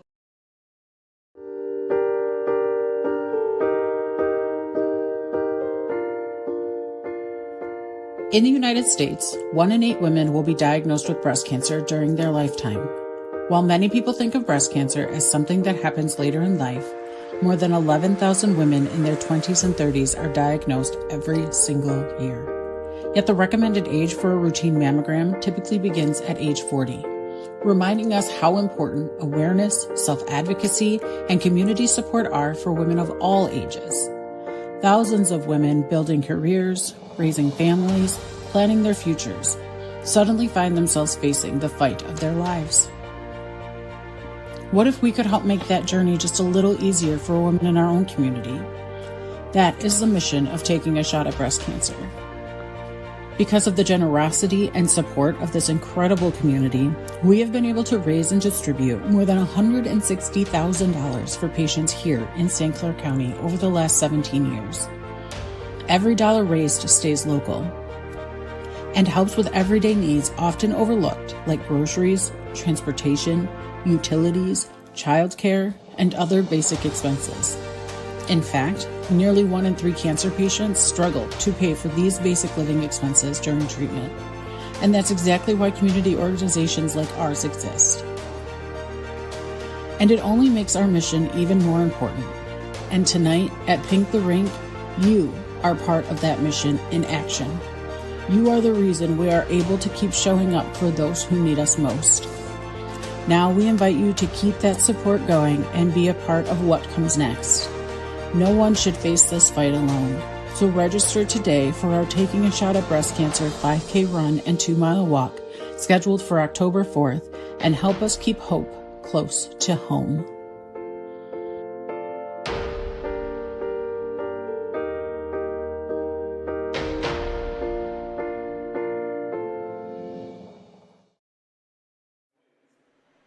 Welcome back to Port Huron, taking a shot at Breast Cancer Night here at McMorran Place. Prowlers trail the Scarecrows by a score of 2-1 through 40 minutes of play. Will Wiggleman up here with you. I'm joined alongside by Emily Gowdy from the Taking a Shot at Breast Cancer Foundation. Thank you for joining me up here. Thank you for having us. Well, you guys have been around for a long time, working with Port Huron teams for a long time. How many teams back did you guys start working with Port Huron hockey? I think 2 or 3. So we did a Pink the Rink with the Falcons several years ago, and then this is our 5th year with the Prowlers, and we love the partnership and being able to work with the team and raising money for our foundation. You guys had some survivors out there on the ice tonight, and what, I guess for people who don't know much about your foundation, exactly what do you guys do like in the community, and how do you help those guys? Yeah, so we started our organization 17 years ago when a childhood friend of mine was diagnosed with stage 4 breast cancer, and in that moment, just this little idea started to form, which eventually became Taking a Shot at Breast Cancer.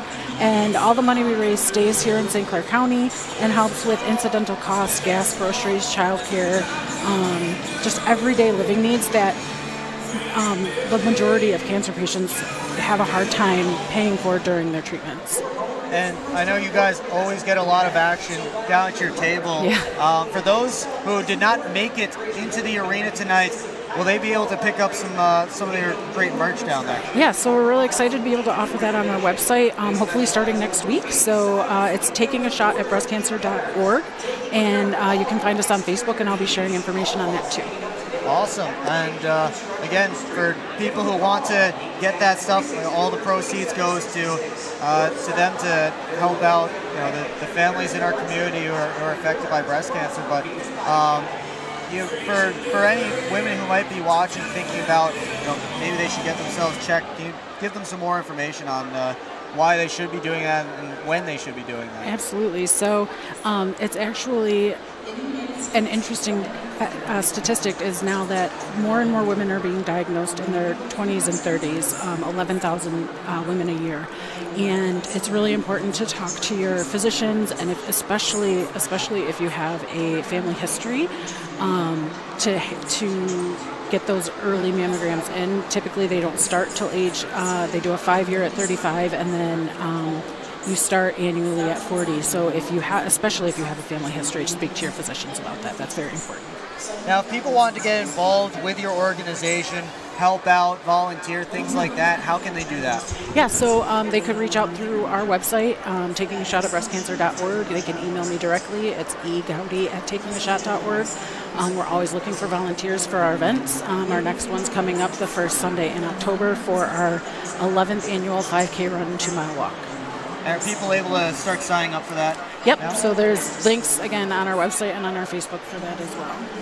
Well, looking forward to that, and looking forward to hopefully getting a lot of money donated from our jersey auction later. Yes, we're really excited. But thank you for joining me up here for a few minutes, and good luck with the rest of the night. How about your logo and everything down there on the ice? It's so beautiful. We absolutely are just floored with how cool everything turned out tonight. Well, that is Emily Gowdy from Taking a Shot at Breast Cancer. We'll be back here on the PHP Network with much more coverage of the game here tonight. Thank you. Thanks. Welcome to the new era of Prowlers hockey. New owner, new store, new horn, fire, projectors on the ice. Yeah, this isn't your dad's McMorran experience. This is Prowlers hockey. Get your tickets for the show now at phprowlers.com/tickets. Keep up with your Prowlers all season long on social media. Follow us on Facebook at the Port Huron Prowlers, Instagram at PHProwlers, and Twitter at PHProwlers. And you can find more information on our website, phprowlers.com. On Prowlers hockey, presented by Prowlers. Shot.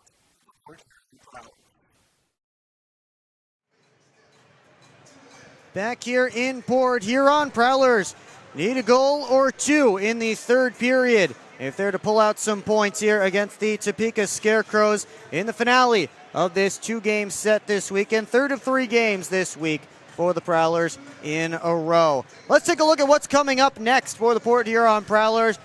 Tonight's Keeley's Corner is the Prowlers' upcoming schedule. Keeley's Corner presented by Full Metal Mel. So next weekend, the Prowlers are back home again. Take on the Watertown Wolves for two games. Friday is Faith and Family Night. And if you have a congregation or a church that you would like to come with and you guys have not been able to sign up yet, go email Brady at phprowlers.com or find our contact form on the website and we'll direct you to him.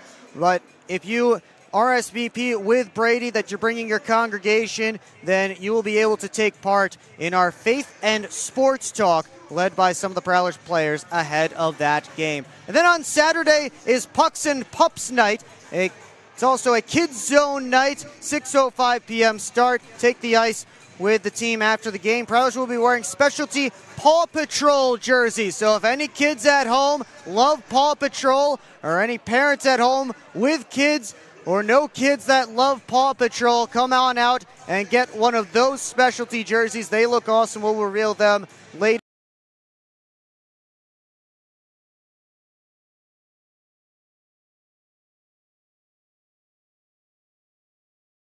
On April 1st, yes, the calendar flips to April in a couple of weeks, 6:30 p.m. at Wings, etc. And the Prowlers will hit the road for their final road trip on April 3rd and 4th in Binghamton and Danbury, 7:30 p.m. and 7 o'clock puck drops. That is the upcoming schedule for the Prowlers and your Keeley's Corner presented by Full Metal Mel. Take a look at what's going on around the FPHL. Lots of action tonight as we have a full out-of-town scoreboard presented by Love After Hours Boutique and Boudoir. Earlier tonight, the Columbus River Dragons took down the Athens Rock Lobsters 5-1 behind 37 saves from Trevor Babin and Josh Colton, goal and 2 assists. Alex Storjahan reached 98 career goals as a River Dragon, the most in franchise history. He had 2 in the win. The Twin City Thunderbirds took down the Biloxi Breakers 4-2. Roman Kramer sealed the deal with just under 3 minutes to go in the third. He had a goal and an assist. Zach White had a goal and an assist. Connor Craig, 2 helpers. And these Thunderbirds, who are still technically in playoff contention, get a big win. And we'll have to see how the PD Ice Cats do tonight to see if they draw closer to them. Speaking of drawing closer to teams, the Danbury Hat Tricks trying to draw closer to the Scarecrows. They'll need some help from the Prowlers, but they're helping themselves right now in Watertown, leading 3-1 through 40 minutes of play. Eli Rivers scored the only goal of the second frame.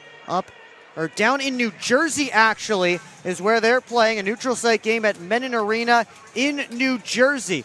So possibly a new FPHL team coming to Morristown, New Jersey. And Hat Tricks, again, giving the fans down there a show. They are up 3-1. Good news for those aforementioned Thunderbirds. The Monroe Moccasins have 2 goals from Hagen Moe, 1 from Isaiah Frankel. And they are up 3-1 on the PD Ice Cats, who have a goal from Patrick Marcinkiewicz.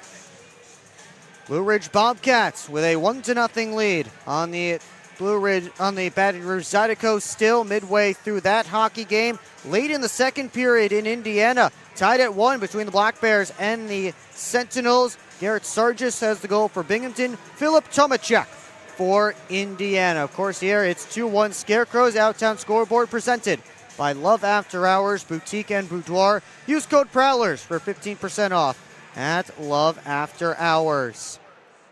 Turning our attention back to this game, with our Gunther Graphics game stats, the Scarecrows with the 2-1 lead. They're up in the shots on goal department 20-17. Prowlers have not had a power play in this game. Topeka is 1 for 3 on the man advantage. And we are getting set soon for the third period here on the PHP Network is waiting on both teams to step out onto the ice. Referees are out there. They're also wearing pink and some themed jerseys for taking a shot at breast cancer night. I did see one of the old linesman jerseys belonging to Dallas Mitchell from a previous taking a shot at breast cancer night being worn by a fan who was hoping that Mitchell would be one of the linesmen tonight so he could get that jersey signed. Dallas Mitchell, if you are watching, please get back on the schedule so this fan can get his jersey signed by you. Scarecrows hitting the ice here for period number 3. Matt Lenz in the goal crease down to our left. He has stopped 16 of 17 Prowler shots. Meanwhile, Bailey Huber leads the Prowlers out. He stopped 18 of 20. We'll see if Port Huron can get another one past Lenz, who is making his second start as a Scarecrow and trying to get his first win.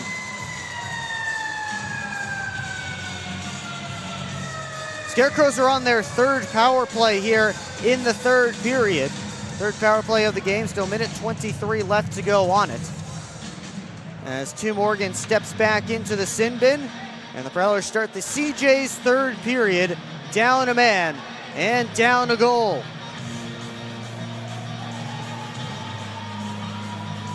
Do they have another comeback in them this weekend?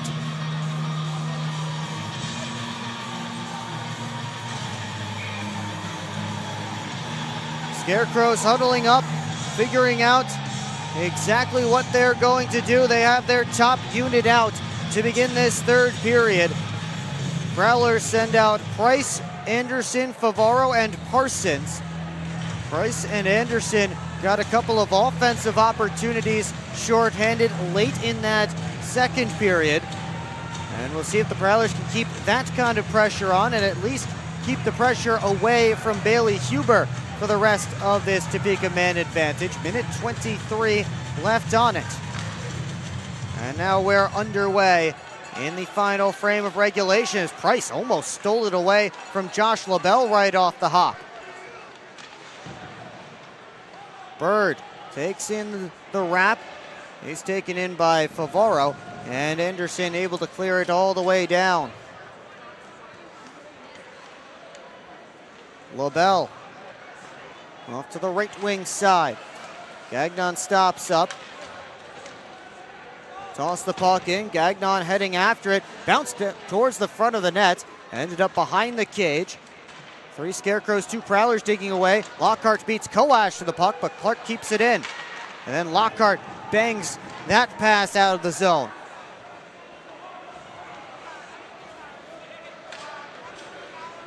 Clark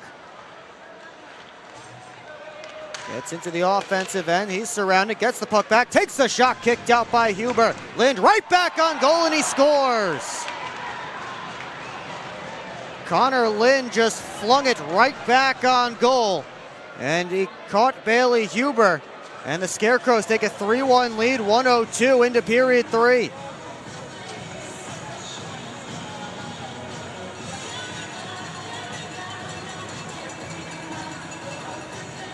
Looked like Huber just didn't get back set after making the stop on the first opportunity.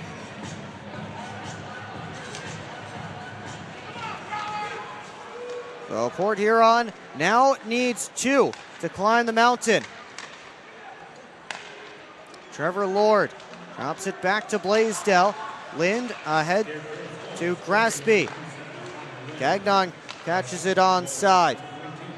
Graham plays it away from Graspy. Lockney couldn't slide it out to Hakala. Connor Lind chased by R2 Hakala. Graham centered in front and looking for Hakala. And now it's Blaisdell. Bounced ahead. Lord tipped it into the Prowler end. No icing here, so Parsons plays it up to Federle. Price, Anderson. Anderson makes a move, takes the shot, rose over top of the cage. Now it's Lord, dumping it in cross corner. Favaro tosses it only as far as Whalen at the line.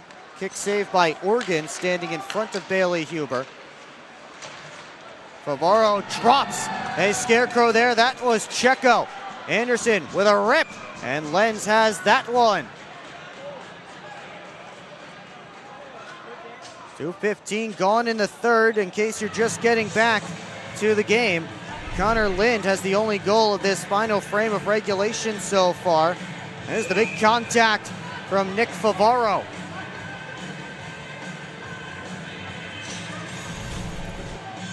Cam Clark and Jacob Gagnon pick up the assists on the goal by Lind. Clark now with 2 helpers on the night. Klink as well. Koash, rink wide feed. Klink tried to toss it ahead. Lockhart knocked it down. Gagnon drops it back for Lockhart. One-handed along. Bucell plays it to an area, gets back to it. Swung it up to Jamer. Jamer trying to work around LaBelle. He's knocked down. Up the left wing side comes Klink. Couldn't dance through. Millette comes back to take the puck away from Stephen Klink. Lockhart pushed around to the near side. Bucell delays, drops it back. Garrison Gagnon up to James. Over to Lockhart. And the headman feed tipped in by Millette, but up out of play. Just over 3 minutes gone in period 3. Connor Lind, again, the only goal this third period.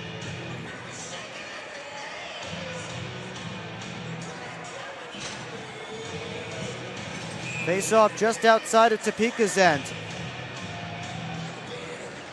Graspy and Lockney on it, the 2 number 77s.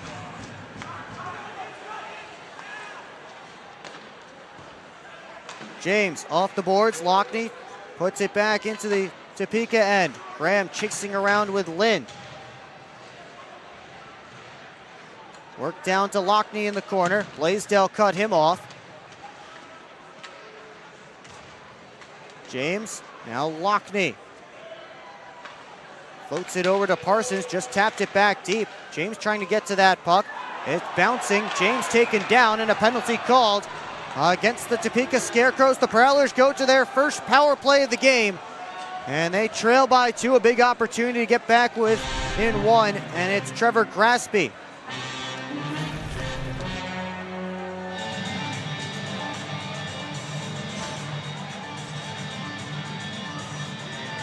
Prowlers power play was 0 for 5 last night. They're 11th in the FPHL at 15.1%.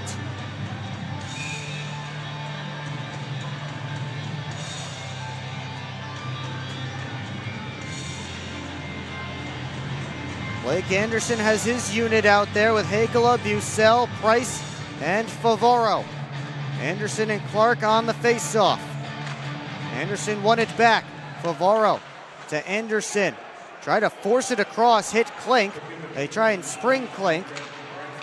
He and Favaro chasing after the puck. Favaro blew a tire. Price takes over. Bobby Price up the left wing side towards Hakela. Price back in his own end. Goes over to Favaro. Now to Price. Blake Anderson steps over the line. Whips it across, looking for Price. LaBelle got his stick in the way. Here comes Clark short-handed. Clark with a shot off the stick of Favaro and up out of play off the back wall. The Prowlers trying to get out of their own end and get something set up in the offensive zone. They switch up the unit here. Graham, Millette, Oregon, Federley, and Lockney. This unit for the Prowlers.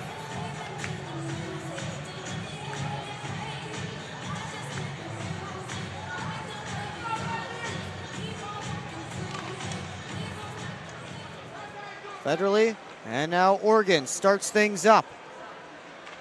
Graham, rink wide feed on the tape of Federley. Federley dances around Lind, gets to it. Federley behind the net. Over and up top to Millette. Oregon. Millette straight on. Drags, gives to Federley, down to Lockney, in tight, stopped by Lentz, rebound, score! Lucas Lockney followed up his own shot, and the Prowlers are within one.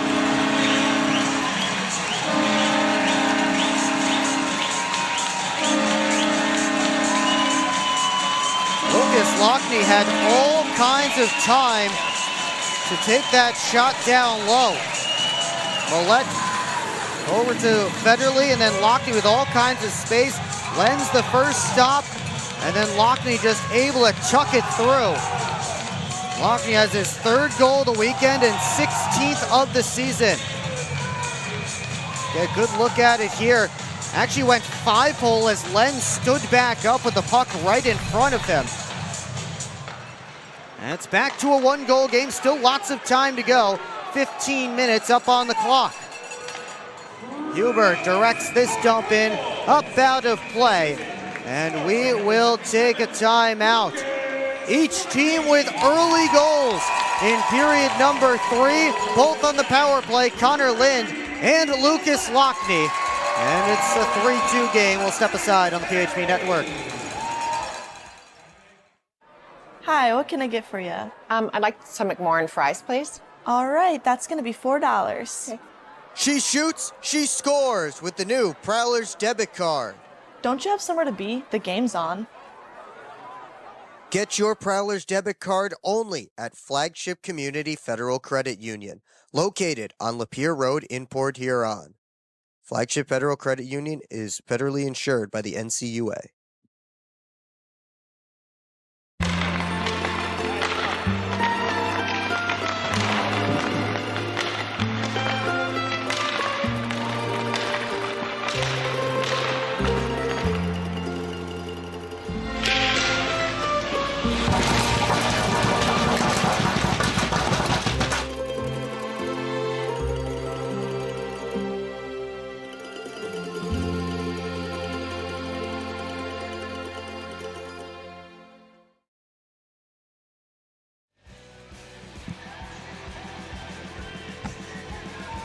Back here in Port Huron, Connor Lind with a long shot on the power play. That gave Topeka a 3-1 lead, but the Prowlers got a power play shortly after. And Lucas Lockney, following up his own shot, able to slide it home. And back where we started the 3rd period, a 1-goal game. Fans getting up and getting active here at McMorrin Place. As Brett Lockhart wheels around his net. Pass eluded Price. Price stick lifted Lord. LaBelle wrapped it over to the far side. Lockhart for Price. Drops it back to Gagnon. Lockhart looking ahead, has Blake Anderson trying to step around Steer. Anderson to the net and off a Topeka stick, but Anderson was slashed, and the Prowlers are going right back to the man advantage.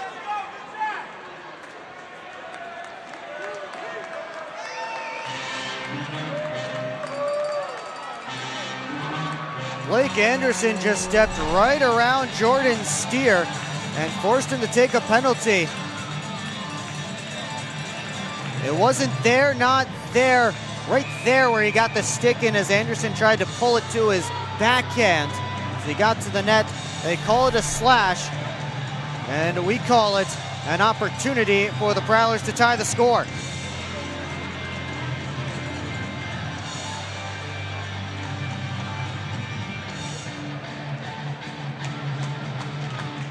Unit that scored is out there right now. Clark won the faceoff back, but unfairly. He and Millette will see the puck dropped between them again. Up at the point, it's Organ. Lockney. Walking in, down to Millette. Up top, Organ. Federally near sideboards. Organ, Millette. Brings that puck back in. Organ straight away, down to Millette. Back pedals, down to Lockney. Has to retrieve behind the net. Federley. Tried to go up top to Organ. And that didn't work. Prowlers have to reset. Millette steps back in. Shot on goal, missed wide. Lockney down low to Graham. Graham all the way up to Millette. Walking in with a shot, gloved and held by Matt Lenz. They switch up the unit here with 1:09 left in the power play.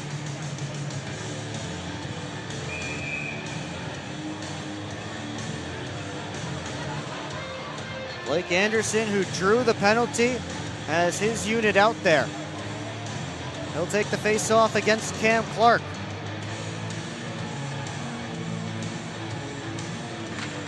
Anderson won it back, but Grasby jumped on it. Here comes Trevor Grasby for Clark, and he had his pocket picked by Bobby Price. Over to the far side, and Favaro tripped. Hakala. Price able to dump it in, but off a Topeka stick and up out of play. Looks like the faceoff will come inside the Scarecrows zone. Call Fraser Building at 810-364-2766 or visit FraserBuildingCompany.com for all of your construction needs. From thought to finish, together we build a home. Prowlers go back to that first unit. Lockney set to draw against Clark. Cam Clark getting a lot of penalty kill time. He is one of their top killers. As Josh LaBelle able to send it out, and Grasby finishes the job all the way down. Oregon up the near side to Federley. Now Millette tapped it on. This one off a stick and again out of play. And a Souvenir down by the rinkside bar.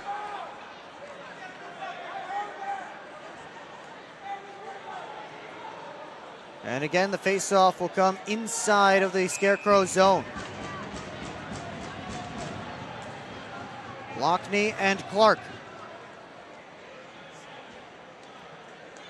Lockney won it back. Oregon, Millette lets it go. Save Lenz, and it's stuck to him. Prowlers getting some looks here. Matt Lenz has been tested on this most recent and current Port Huron man advantage.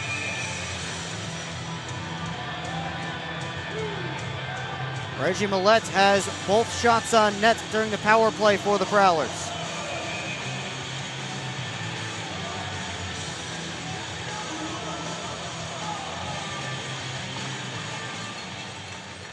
Tied up, Graham for Oregon, and now it's Federley who works up top. He walks, gives to Millette, working downhill, tried to go down to Lockney. Back to Millette, turnaround shot, save, rebound, it goes in! Matt Graham right in front, able to power it home, and the Prowlers have tied it.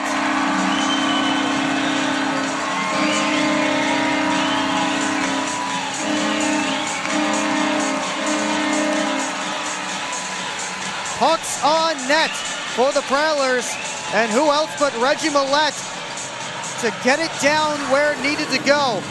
Lenz made the first save, and I think that may have gone off of Matt Lenz's stick as he dropped it. This may be Reggie Millette's goal. We'll have to check on that later, because Reggie Millette may get credit for this. We'll see how they announce it, but Prowlers have climbed all the way back into it, and it's 3-3 thanks to 2 power play goals. So they do give it to Matt Graham right now, but again, we'll take another look at it here on the PHP Network when we get a chance. Here comes Jamer, offer to Cummins in front, and able to stand his ground was Lenz as James was driving the crease. Now Jamer tied up with Avery Smith. Everybody involved here. Linesman went down. Throwing some punches here is Doug Blaisdell. Smith trying to grab at a Prowler. And now it seems everybody has settled down just a bit, and we'll get some penalties.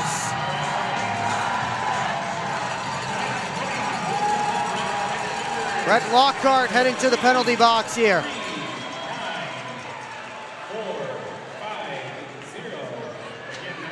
Doug Blaisdell also. Take another look here. It's where it all started. Jamer mixing things up in his first pro game. And then he got to meet Avery Smith's glove. Penalty came over on your right where you see Lockhart and Blaisdell continuing to get into it as the linesman tried to pry them apart. Looks like they'll each get 2, and we'll have some 4-on-4 action.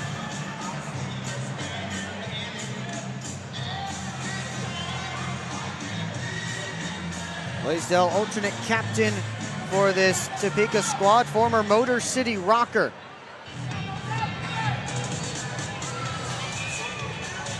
So 4-on-4 hockey and lots of open space for the skill guys.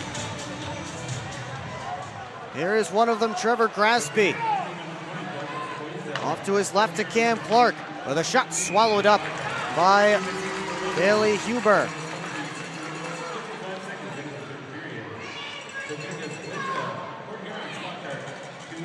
Bailey Huber up to 20 saves this evening. He's had another strong one.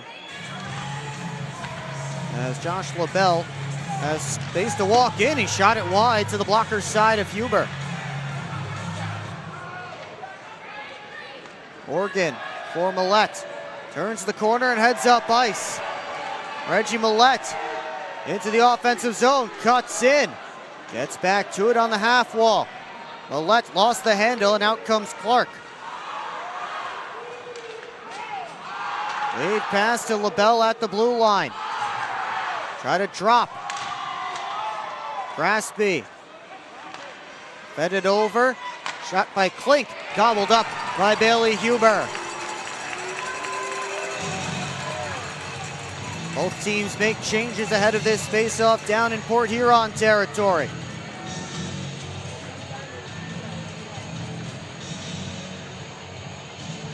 Shots 7-4 in favor of the Prowlers in this third period. 24 all for the game as James and Coash get set to draw. James won it back clean. Parsons spins away from Lord. Federley up the right wing side, had his pocket picked. Here comes Lord. Couldn't get a good shot away. Good sticks from both Federley and Parsons. That shot steered away by Bailey Huber. Parsons couldn't get through Lord, but he got the puck to DeCumbus. James settles things down. Federley behind his net. Up to Anderson, fresh off the bench.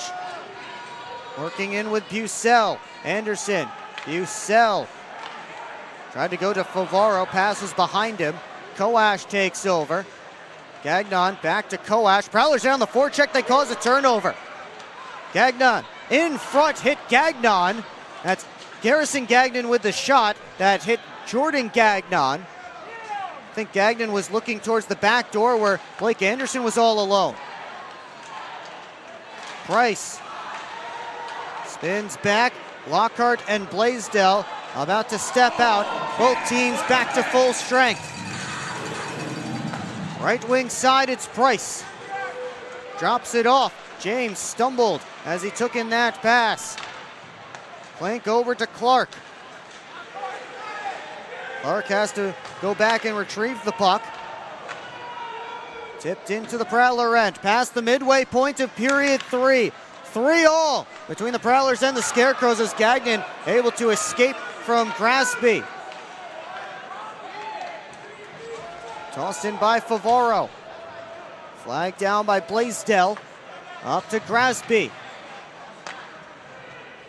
Clark steps away from Graham. Starts north. gets the red line, sends a dump in with the backhand. Huber elects to cover up.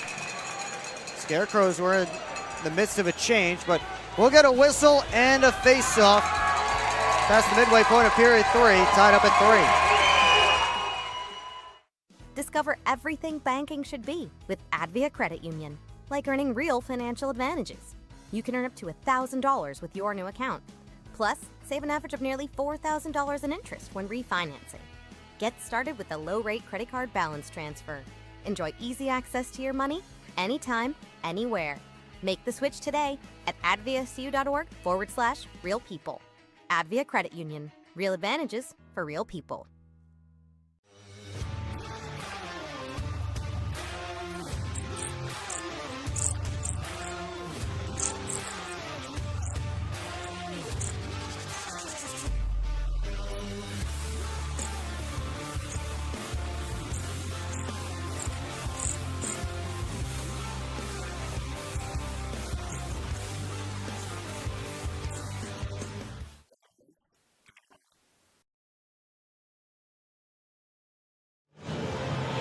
Back here on the PHP Network, Prowlers and Scarecrows tied at 3. Will, I know you've talked about it. This game going to loom large. One, because the Prowlers are trying to officially get to that clinching of home ice in the first round of the playoffs, but also Danbury's winning right now in their game against Watertown.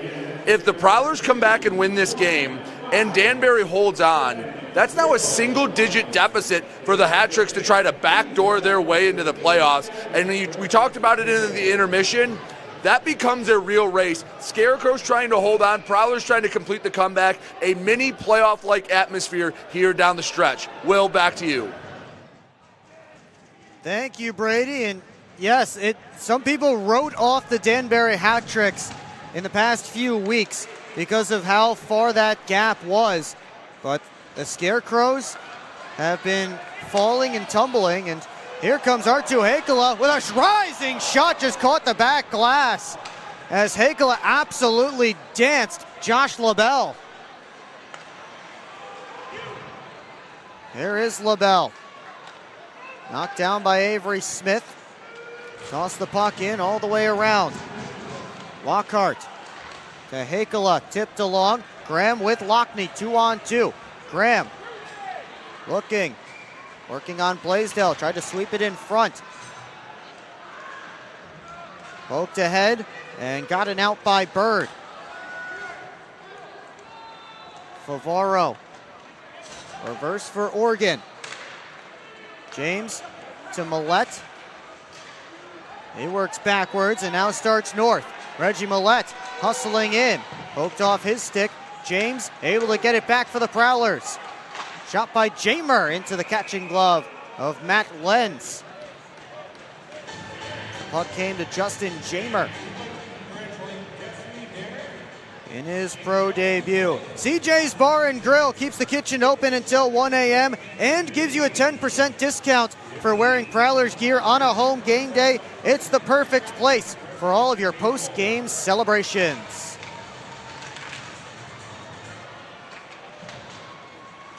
Jamer able to work it out to Millette, trying to get it to James, and getting down to block that pass was Trevor Grasby. Grasby stepped in front of Price, but he was outside of the blue line, so delayed offside there for a moment. Prowlers able to escape the zone thanks to that. Here comes DeCumbis with Price. Gave it there! Off a Scarecrow, pinballed around, back to DeCumbis. Now Federley walking. Parsons, wrist shot right on net. Lenz sticks it over to the corner. Gagnon tosses it out. This one will roll all the way down, and an icing against Topeka.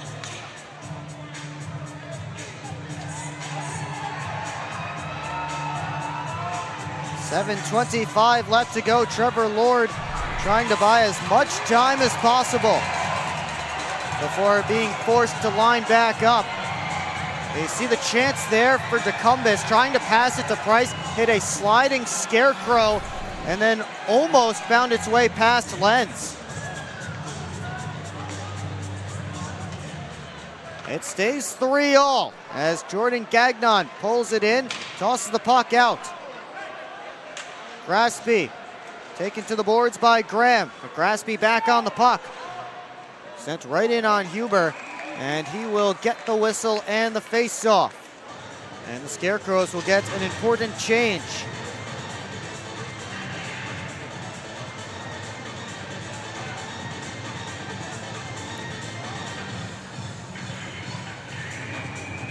Face-off deep in that man's end. It will be off to his left. Klink and Price on the draw.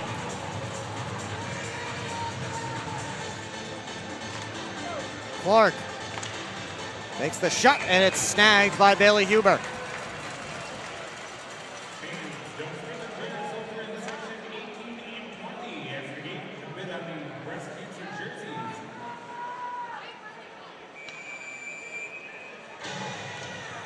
Klink and Tecumseh again.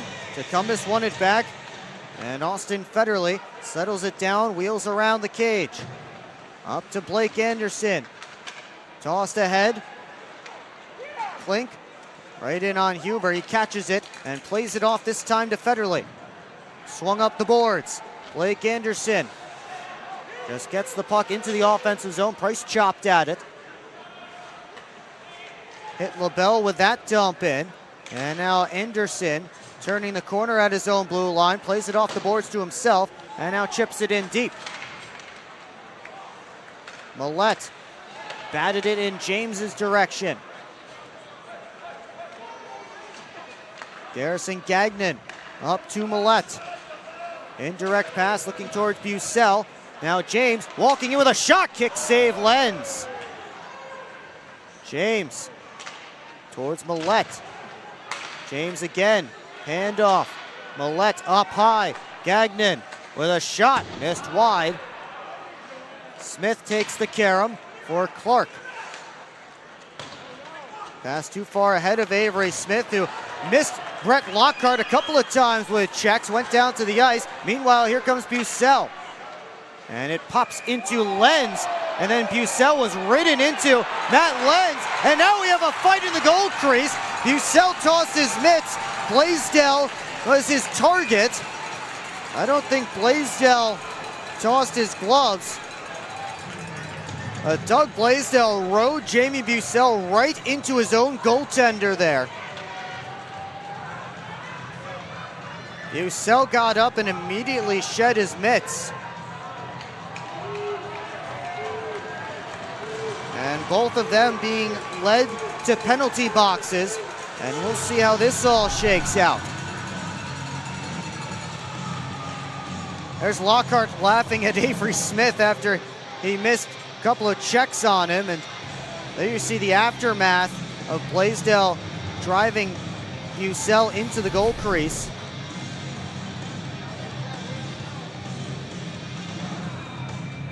Two minutes are up on the home side and the visitors side. That is good news for the Prowlers. You always have to wonder when one player sheds his gloves if they are going to call that fight on one side and not the other. Here's a good look at it. Watch Blaisdell just give a big shove there to Bucell. Hey, Boston Bird, you make a better door than a window. You're right in front of my play there. But then Jamie Bucell gets back up and immediately was ready for battle. There's a really good look at it. Not much place for Jamie Bucell to go there. And we get some more 4-on-4 hockey. 5:43 left to go. Can somebody break through before the end of regulation?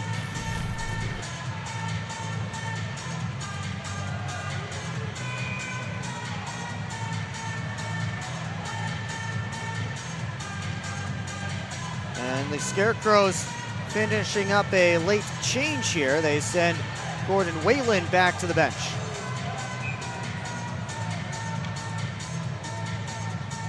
Clark and Lockney on the faceoff. Clark won it back clean. Grasby ran into Matt Graham, so he reversed it. Clark stops behind his cage and starts things up. Steps out to his right. Grasby back to Clark. Ahead to LaBelle, working on Federley. LaBelle Pushed it back to the top.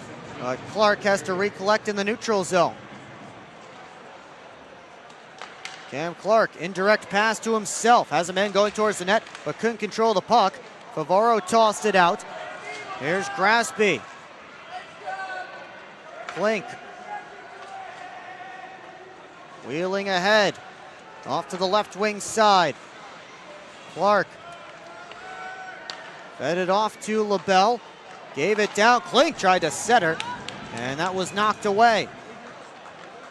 Prowlers get possession here, and a chance to move up ice. It's Parsons. Back to Lockhart. He has some skating room. Pass it off to Millette, who gave it back to Lockhart to skate into. Lockhart tangles. He's in! And a save by Lenz. What a move from Brett Lockhart. Lenz has lost his glove. Scarecrows trying to get it back to him, and they do successfully. Meanwhile, it's Koash starting ahead.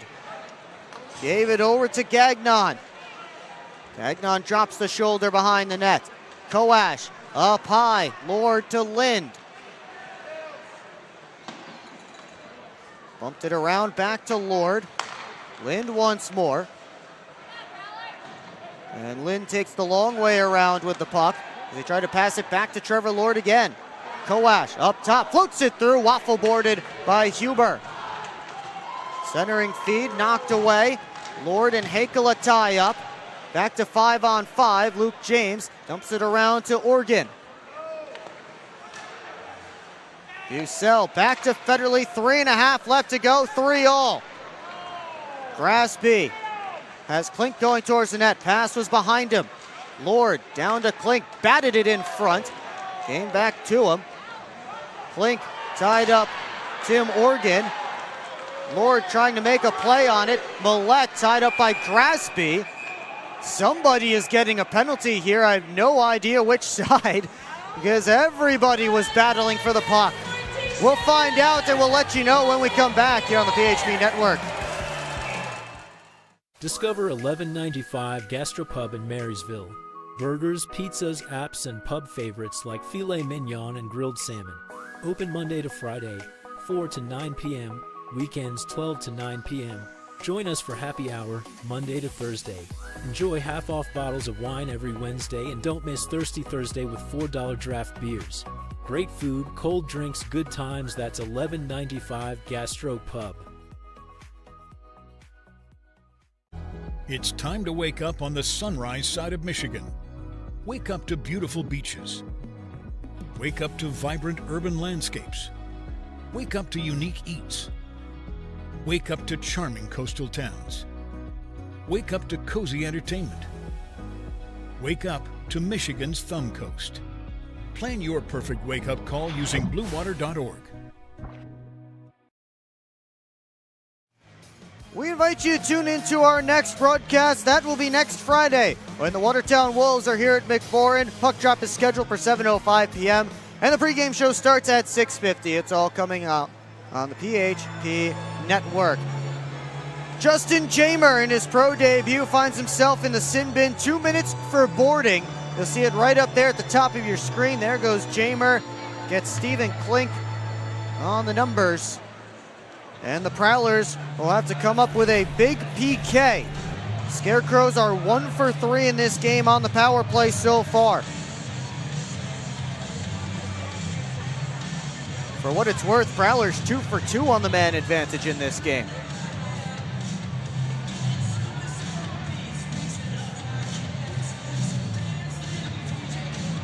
.310 left to go, and a nervous 2 minutes for the rookie Jamer.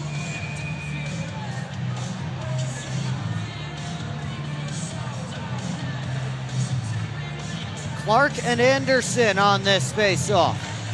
Anderson won it back. Parsons tied up by Koash. 2 Scarecrows, 2 Prowlers, with Clark looking and now joining the pile. Clark now just observing again. Gets his stick involved. It's Koash who's just watching now. Time ticking away on this Topeka power play. 25 seconds gone in it.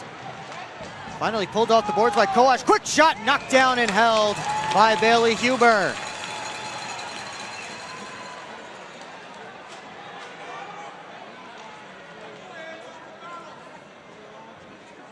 Well, the Prowlers did kill a lot of power play time there in that little bit.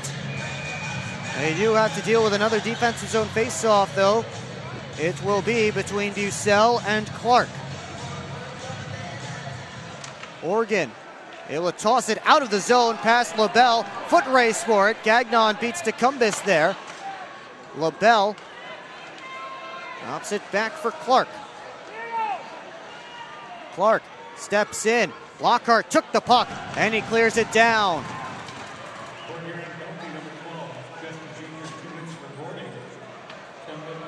LaBelle, right wing side. Fired around by Gagnon. Federley and Clark trying to get to it. Graham finishes the job, sends it all the way back to Matt Lenz.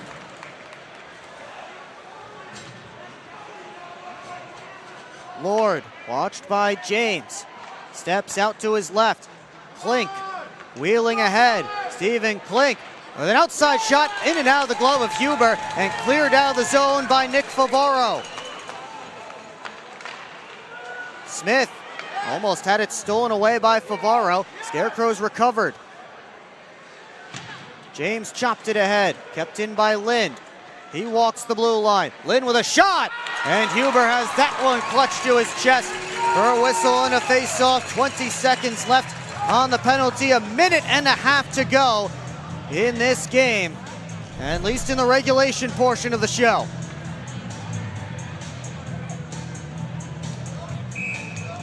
There's the shot from Lind, able to walk across the blue line, and Huber made sure he had it.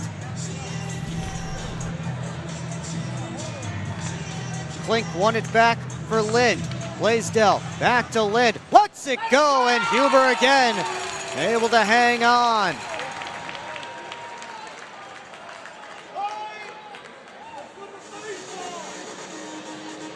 So we'll have another draw to Huber's left. Crosby and Price tied up on the dot. Price with the second effort able to win it back, but Huber elects to cover up as the puck jumped away from Brett Lockhart.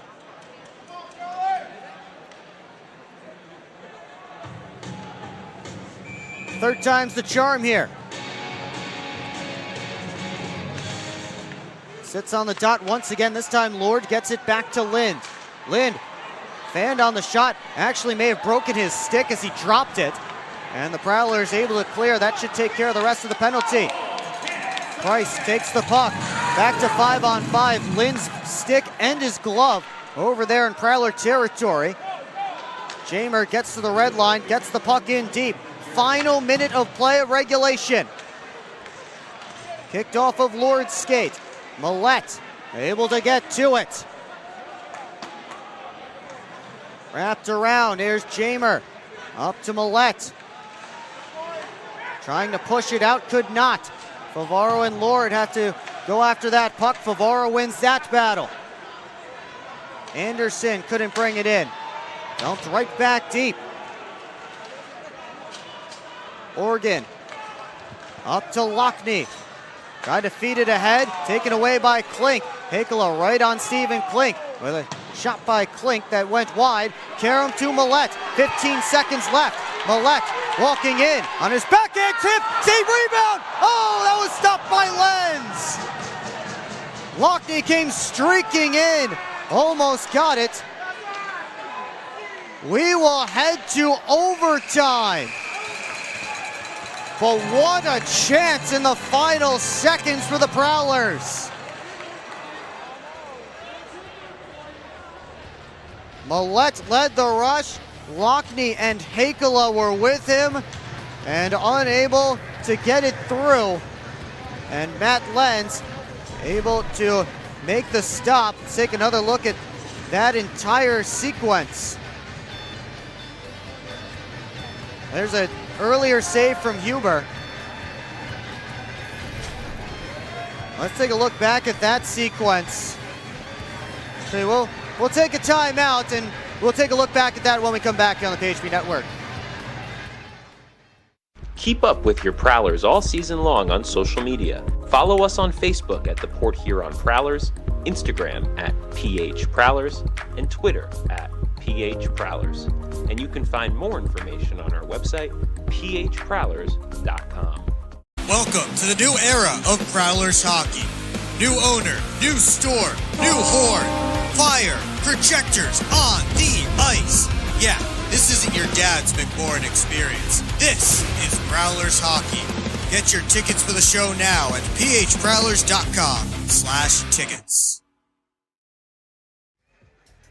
Back here in Port Huron, we're heading to overtime, but man, were we that close from a last-second winner. Matt Lenz with 2 stops. The first one on Arttu Heikkila, and watch the second on Lucas Lockney. Lockney, no stranger to last-second winners. He had one in Blue Ridge earlier this year. Let's take a look at the overtime records for these two teams. Again, these are just games that have ended in overtime. Scarecrows have gotten 6 OT winners this season. Prowlers 3-0 in games that have ended in overtime. These teams did take it to a shootout once, and the Prowlers won that, but that is not reflected on the record you see on your screen there. Boy, this has been a good one. It went into the third period 2-1 Topeka, and both teams' power plays came up large in that final frame of regulation. Connor Lynn scored early to make it 3-1. The Prowlers responded with 2 power play goals in about 2.5 minutes. And then we got no more goals for over 12 more minutes of that third period.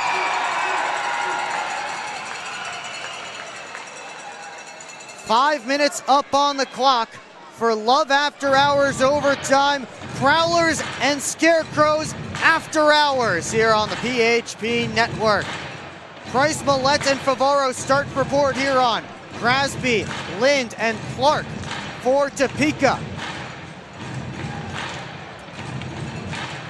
Steve Gowdy set to drop it between Millette and Clark.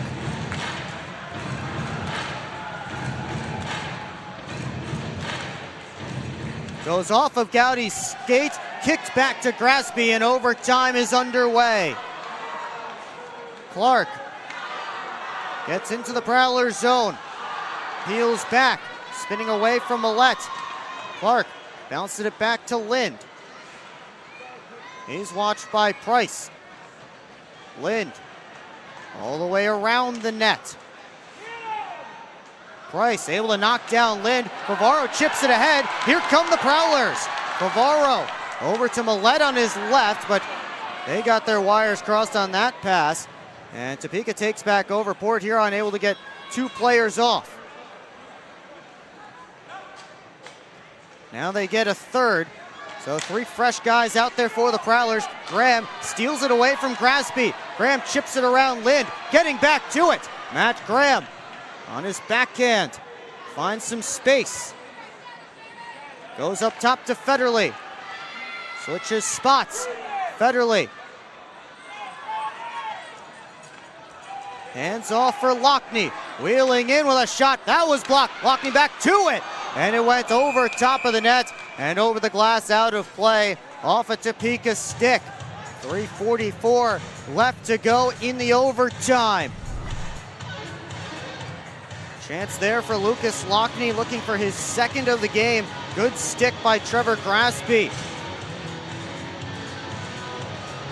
Scarecrows send out LaBelle, Klink, and Gagnon. Prowlers with Price, Organ, and Lockhart. 2 defensemen out there right now for Port Huron. Off the draw, Price took control for a moment, but LaBelle took it from him. Now Klink, long range shot whistled wide to the glove side of Huber. Sent down deep. Organ steps in front of LaBelle. And now the Prowlers get possession. Price around Klink. 2-on-1 with Lockhart waiting at the blue line. Price backhand. And and stopped by Lenz. It was underneath Matt Lenz. He slid back for a moment, but he kept it off the line.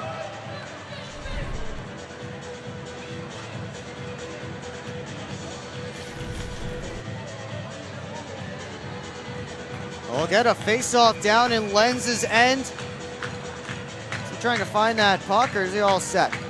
All set to go. As both teams make changes, Kowash, Lord, and Blaisdell for Topeka, Millette, Anderson, and DeCumbus report here on.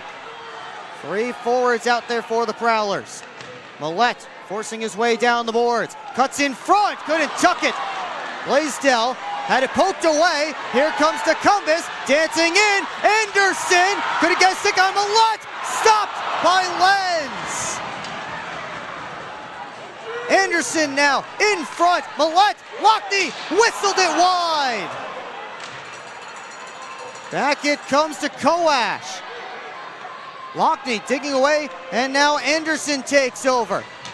Kowash took Anderson in, and now he has space with Blaisdell. Millette hustling back. Kowash a shot, stopped by Huber. And then Kowash knocked down Millette from behind. A penalty coming up against Scott Kowash. And a power play that's 2 for 2 is going back to the man advantage with a chance to end it.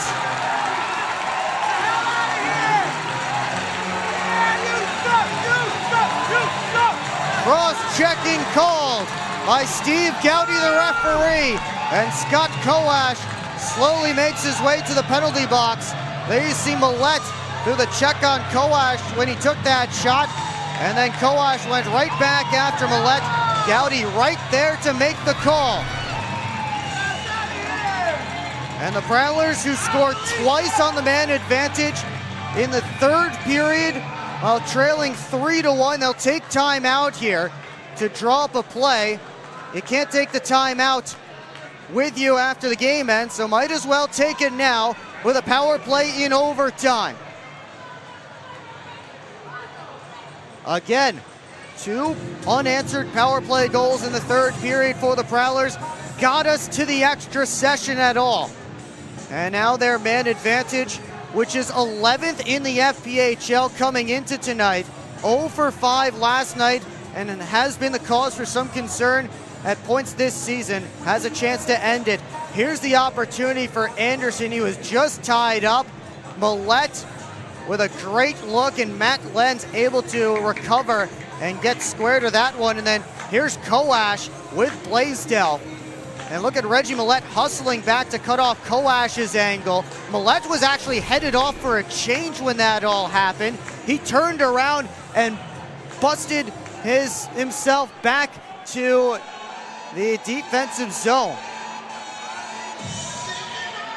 And the Prowlers still with an opportunity, and a big one. 2:26 left in overtime. And they send out Millette, Graham, Federley, and Price to see if they can get a winner. Clark, Grasby, and LaBelle defending for the Scarecrows on this PK.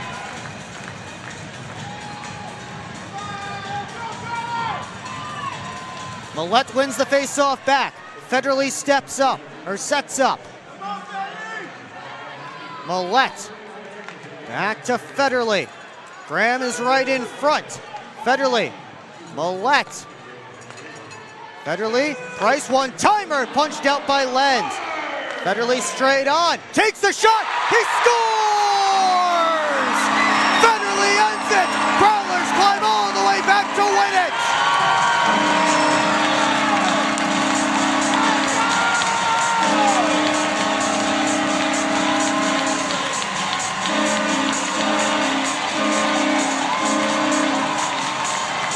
Austin Federley scored a late game-winning goal back in October against the Scarecrows from just about that spot on a power play, but on the other end of the ice. He does it again tonight, and the captain comes through as the Prowlers get a big comeback victory.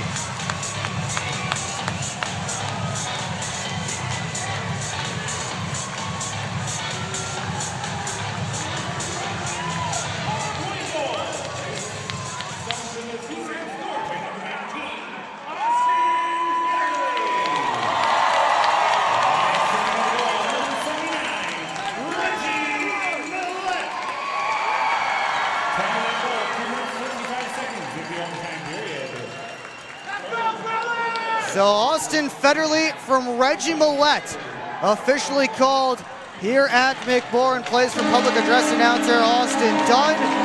Prowlers salute their fans after a 2-goal comeback in the third period.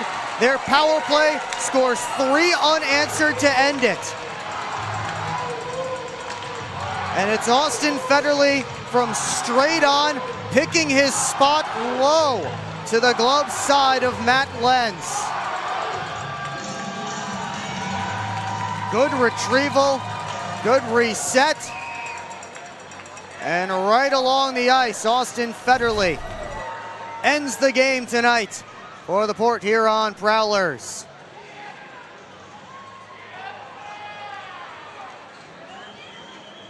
We will hear from our Gunther Graphics player of the game coming up shortly after they announce the 3 stars of the game.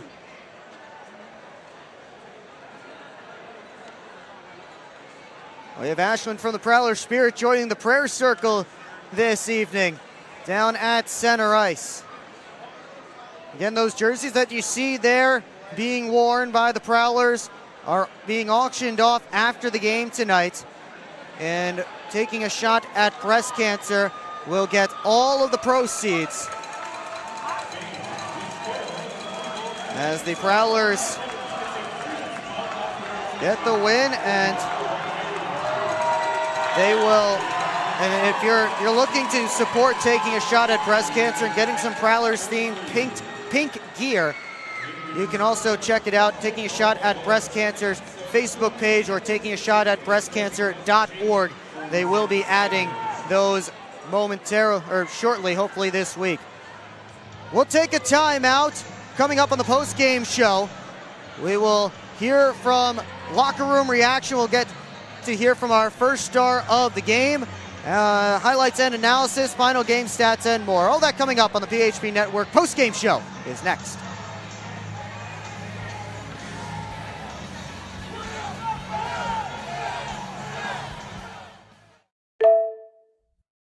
Are you sick of asking somebody else to live your own life? I'm Josh with the Franchise Guys. If you're ready to quit your job or build your empire, I'll help you trim down my 800 franchise brand partnerships down to a few that fit you, fit your goals, and fit your budget. With options from senior care to airplane detailing, there's an opportunity for you. Owning a franchise can have up to a 90% success rate. That's better than job security. With the systems and support of a franchise, you won't be making all those costly mistakes as you would if you started your own business from scratch. And with options as low as $6,000 to get your own job-replacing business, there's no better option for you than to book a free call with me and my team. Visit GoFranchiseGuys.com. Stop dreaming about a better life and go live it.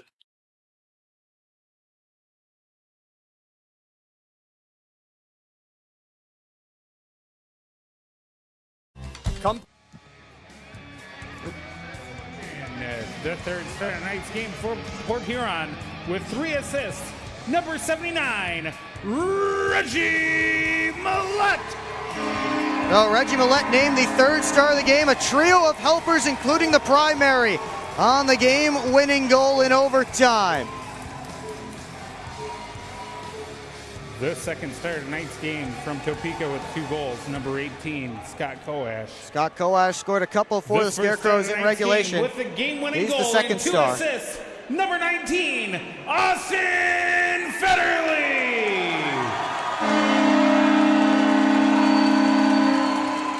Austin Federle, tonight's first star of the game-winning goal, couple of assists, and he earned himself a chat with our Brady Beaton. Brady, get that chain figured out over there and get that over Austin Federle's head. And we will hear now from the Prowlers captain. Down here with our Gunther Graphics player of the game, Austin Federle. Fats, I know it's not the first time you scored a game-winning goal, and I'm certainly sure it won't be your last. But how's it feel, light the lamp, get the barn up, and get your boys a win? Yeah, it's always good. These guys put in the work all week, and just to be a part of that is so special. These guys are awesome. You fall behind 3-1 in this game, and it's the last of a 3-3. You've had some travel. You guys fought back. What does it say about this team and say about the potential of the squad? Yeah, we always talk about our resiliency, always showing up for each other, even in the hardest moments, So I think that's just our identity, and we'll just keep rolling through the season. The last 10 minutes felt like a mini playoff preview against the team you could potentially play in the first round. What does this say about what you can do in the postseason, regular season coming down? Next time you see this team might be for another round in the playoffs. Yeah, I mean, if you look back at the season series, I think we do pretty well against them, so we're excited to match up against them. But I think our guys are just hungry to win right now and bring something special back to Port Huron, and I believe that this group can do it. Well, Austin, I really appreciate it. Congratulations, and go celebrate with the guys. Thanks, Brady. Austin Federle, our Gunther Graphics Player of the Game. Will, back to you. Thank you, Brady. And again, got to hear from Austin Federle, who ended the game against the Topeka Scarecrows tonight. Second game-winning goal against the Scarecrows for Austin Federle this season. And the crowd went wild here at McMorran Place. Hopefully that will help sell a few more jerseys and get some more money for taking a shot at breast cancer. Now we will head to our post-game show right here on the PHP Network. Are you sick of asking somebody else to live your own life? I'm Josh with the Franchise Guys. If you're ready to quit your job or build your empire, I'll help you trim down my 800 franchise brand partnerships down to a few that fit you, fit your goals, and fit your budget. With options from senior care to airplane detailing, there's an opportunity for you. Owning a franchise can have up to a 90% success rate. That's better than job security. With the systems and support of a franchise, you won't be making all those costly mistakes as you would if you started your own business from scratch. And with options as low as $6,000 to get your own job-replacing business, there's no better option for you than to book a free call with me and my team. Visit GoFranchiseGuys.com. Stop dreaming about a better life and go live it.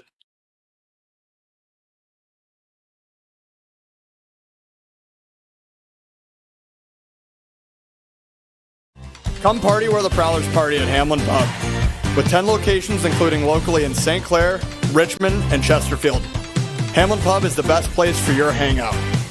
Watch the Prowlers or your other favorite sports teams on their mini screens throughout the pub and get your weekend going with live entertainment every Friday and Saturday.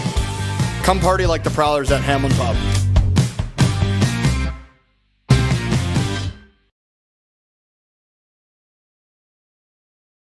Hey, Spike. My hip meds are costing a fortune. My humans are stressed, and they're pretending it's fine. You're not alone, Max. My humans are cutting back on my flea and tick meds. Ugh, tell me about it. My thyroid pills were draining the kibble fund until we found Global Pharmacy Plus. Online stores? Are they actually cheaper? Way cheaper. They save my humans 40% or more compared to those other big online sites. My humans can finally afford on premium treats again!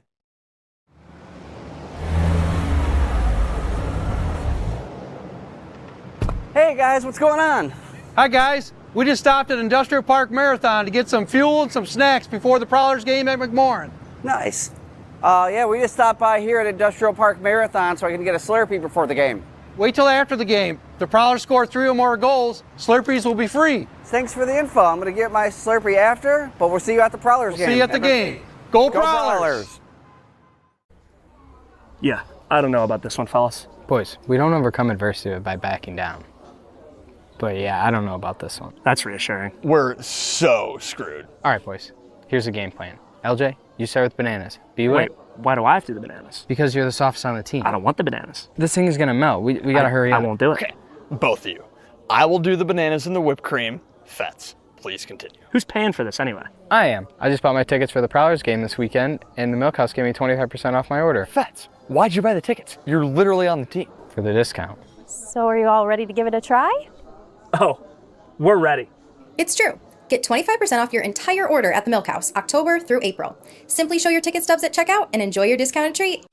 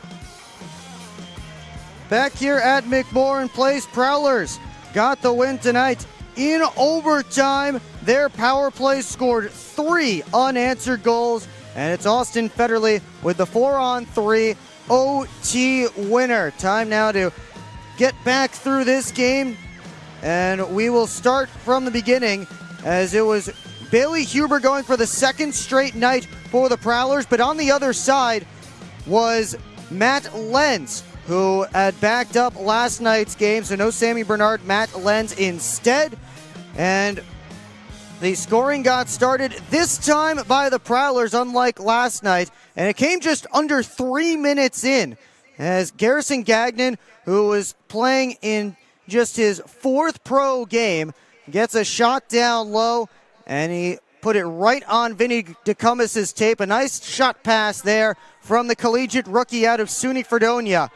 And the Prowlers on the board first. Great work by DeCumbis. You see him there having his stick available and as a target for Gagnon to hit. And he tips it home, 1-0 Prowlers. Later in that period, though, the Scarecrows would get on the board. As we get to about the midway point of the period, 4-on-4 had just ended. They stretch it on for Trevor Grasby over to Scott Koash. And Koash has a tap-in on the backside. And it was a 1-1 game. Late in the second period, still tied up at 1. And a similar-looking play for the Scarecrows. It would be Koash again who ended it, or who put it in the back of the net. This time it was Stephen Klink who chipped it around. Nice toe drag to the pass, and Koash again able to put it home on the backhand.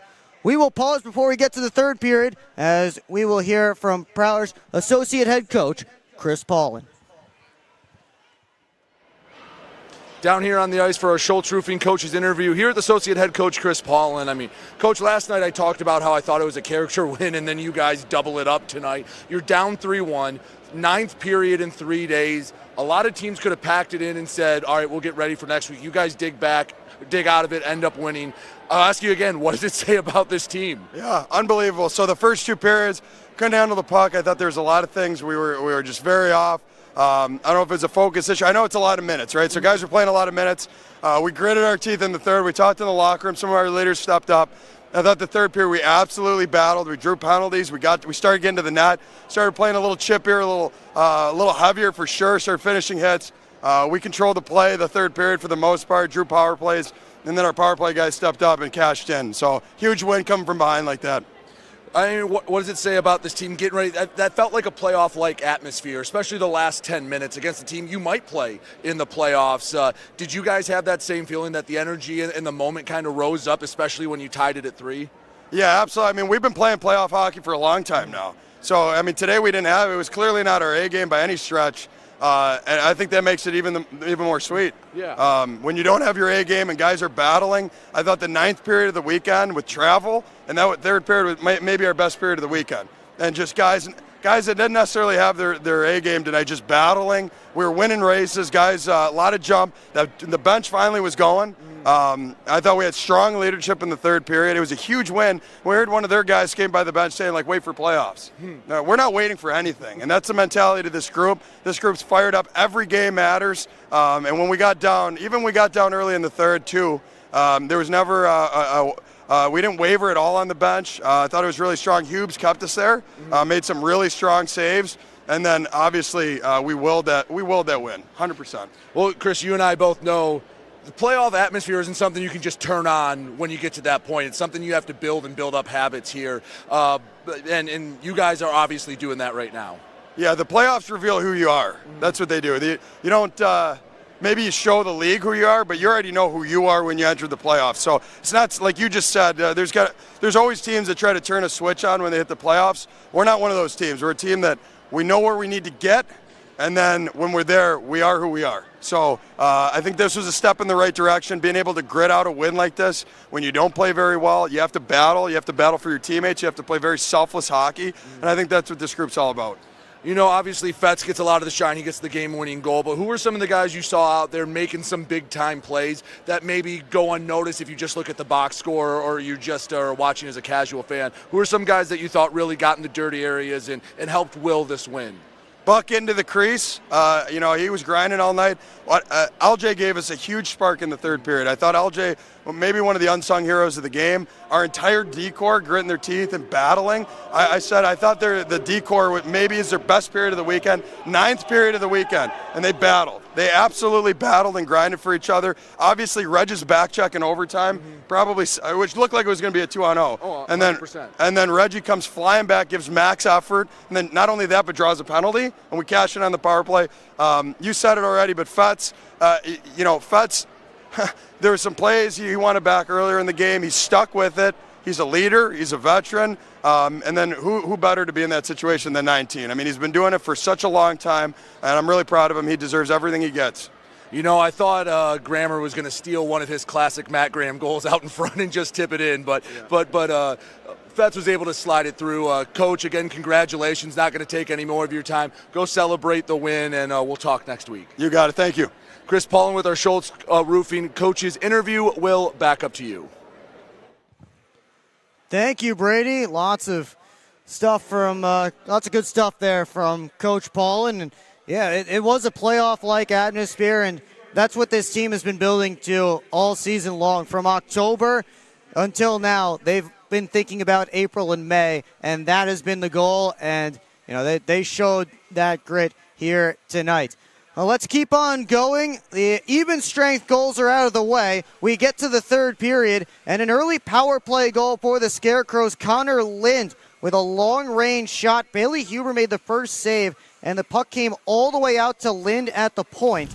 And it looked like Huber never really got reset, as Lind was able to fire it all the way through. And that gave the Scarecrows a 3-1 lead at that point. Take another look at it. But it was 3-1 Scarecrows at that point, and then they got into penalty trouble. As the Prowlers went on the power play less than 5 minutes into the period, and Lucas Lockney, talk about a second effort down low, and Reggie Millette has been getting pucks down low all night long, and we'll see that on the next goal. But Austin Federley down to Lucas Lockney, and second and third chance opportunities. Lockney following up his own rebound. And you get a good look at it here. Lenz tries to stand back up as the puck was right next to him, and Lockney just slid it through his legs. And the Prowlers had some life. They were right back in it. And less than 2 minutes later, they got another power play. And here's Reggie Millette getting the puck to the cage. We'll see it in a moment. Puck comes back up high. Millette just turns and flings it there. And Matt Graham was right there in front. They say it's Graham's goal. I wonder if Matt Lenz may have gotten his stick on it, and that's what propelled the puck into the net rather than Graham. I'm not sure. We'll see if maybe we can get a better look at it here on the PHP network now that we're in the post game and we can take as long as we want. Here we are at the overhead view. Watch Lenz kind of lose his stick as that puck comes in. There's Graham right in front. And whose stick does that? It is Lenz's stick that hits. Uh-oh. I have to go take a goal away from the coach. I may get fired after this, but we'll see. Hopefully I'm back next Friday. Of course, I'm joking, but I do believe that ends up being Reggie Millette's goal. As Lenz lost his stick, I do think that's what put the puck in the net. Again, this is the best look at it. And you see Graham kind of swing and miss, and Lenz actually the one that put it in. But either way, they don't care too much up there in the locker room who scores the goal. They cared a lot more that the game was back tied. The building was electric. The energy was flowing through. We get to overtime, and Reggie Millette with the back check of the year, by the way, that Chris Paulin was talking about earlier, draws a penalty. Prowlers get on the power play, and Millette to Austin Federley, able to pick his spot back in October. A late power play goal gave the Prowlers a regulation win over the Scarecrows from Austin Federley, right about that same spot, except on the other side of the ice. And Federley went high glove that time. This time, low glove on Matt Lenz, although the celly a little bit similar. And whoa, watch it with the broadcast booth camera over there.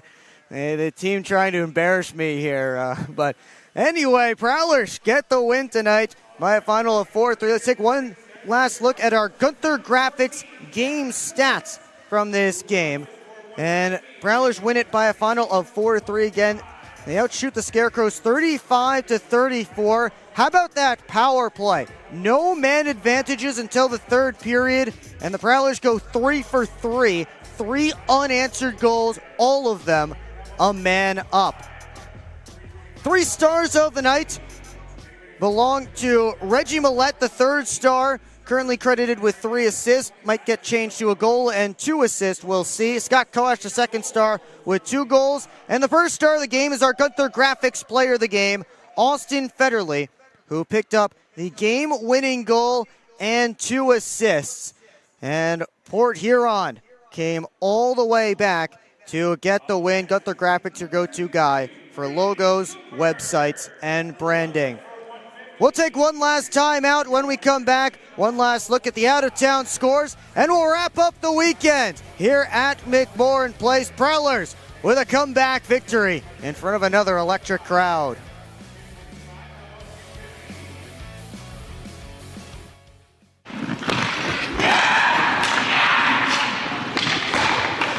Hockey is like a business. One missed pass can derail the perfect plan. Have Taft Consulting help you get your whole team on the same page. They have the expertise to help you follow through on all your goals. Find out how they can help you today by emailing taftconsulting@outlook.com. Hello, I'm home.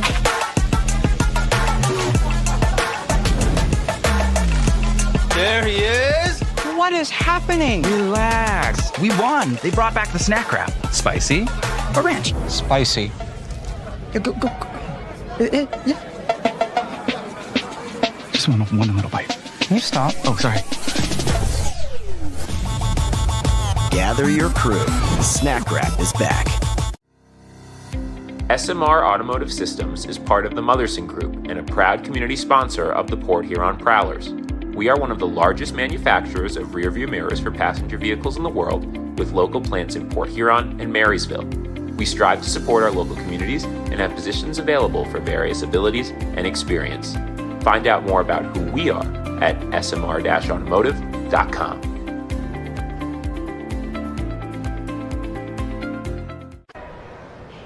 Is that him? Look over there. It's Bob. Wow, just look at that hair. Ever since he started getting his stuff from Global, the guy's unstoppable. So that's what confidence can do? That's just not fair. Oh my goodness, it's Bob! Bob! Bob! Give me the phone. I'm calling Global Pharmacy Plus for myself. This isn't working. LJ, pass me those flyers. No look behind the back pass? It's a whole play. I'll take, come on. Gap up. Close the gap. Close the gap. What are we saying? This isn't working. We need a shift change. Let's bring in the professionals.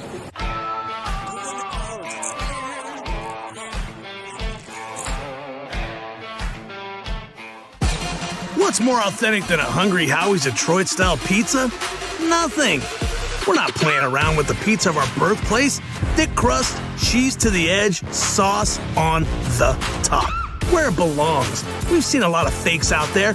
Not here. This is authentic Detroit-style pizza. Order yours now online for $12.99.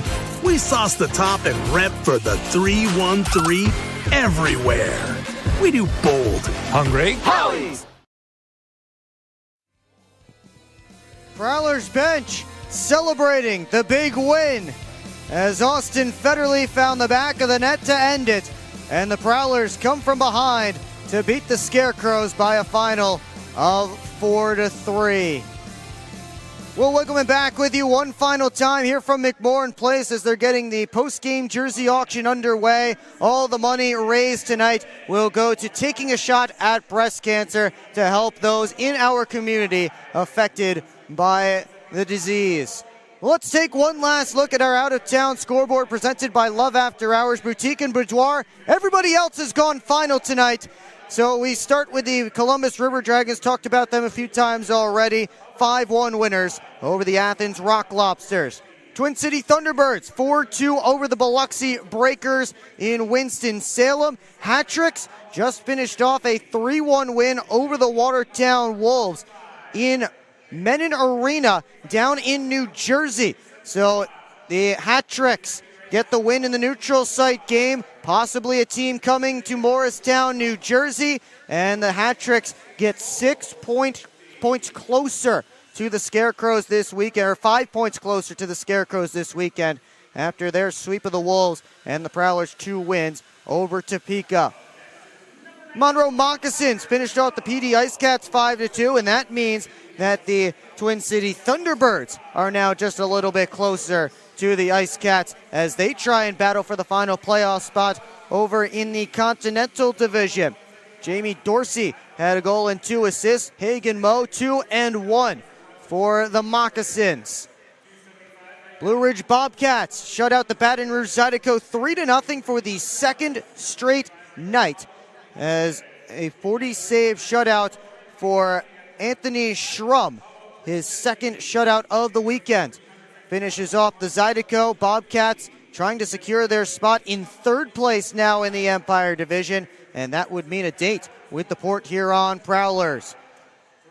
Binghamton Black Bears took down the Indiana Sentinels 4-1, the final home game for the Sentinels this season. Zach Sirota led the way with a goal and an assist for the Black Bears as they sweep Indiana this weekend.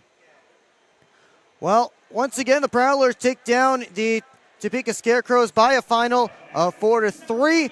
The Out-of-Town Scoreboard presented by Love After Hours Boutique and Boudoir. Use code Prowlers for 15% off at Love After Hours. And that's going to do it for us here on the PHP Network. So much thanks to go around to the entire crew. We have Christian Jackson, Andres Hyde, and Kyle Cosson and Liz Brown all running things here up in the booth.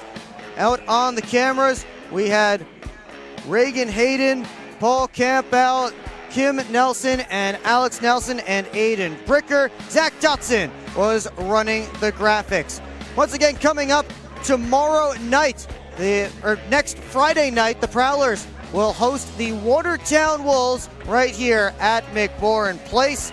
And puck drop is scheduled for 7:05 p.m. Pre-game show starts at 6:50. It's all right here on the PHP Network, but if you can make it, please do come out. It's Faith and Family Night. Bring out your congregation, and if you are bringing out your congregation, RSVP to Brady at phprowlers.com or fill out the contact form on our website, and you can be part of the Faith and Sports Talk before the game, featuring some of your favorite Prowler players. Port Huron gets the comeback victory tonight. The power play gets it done. We'll see you next time right here on the PHP Network.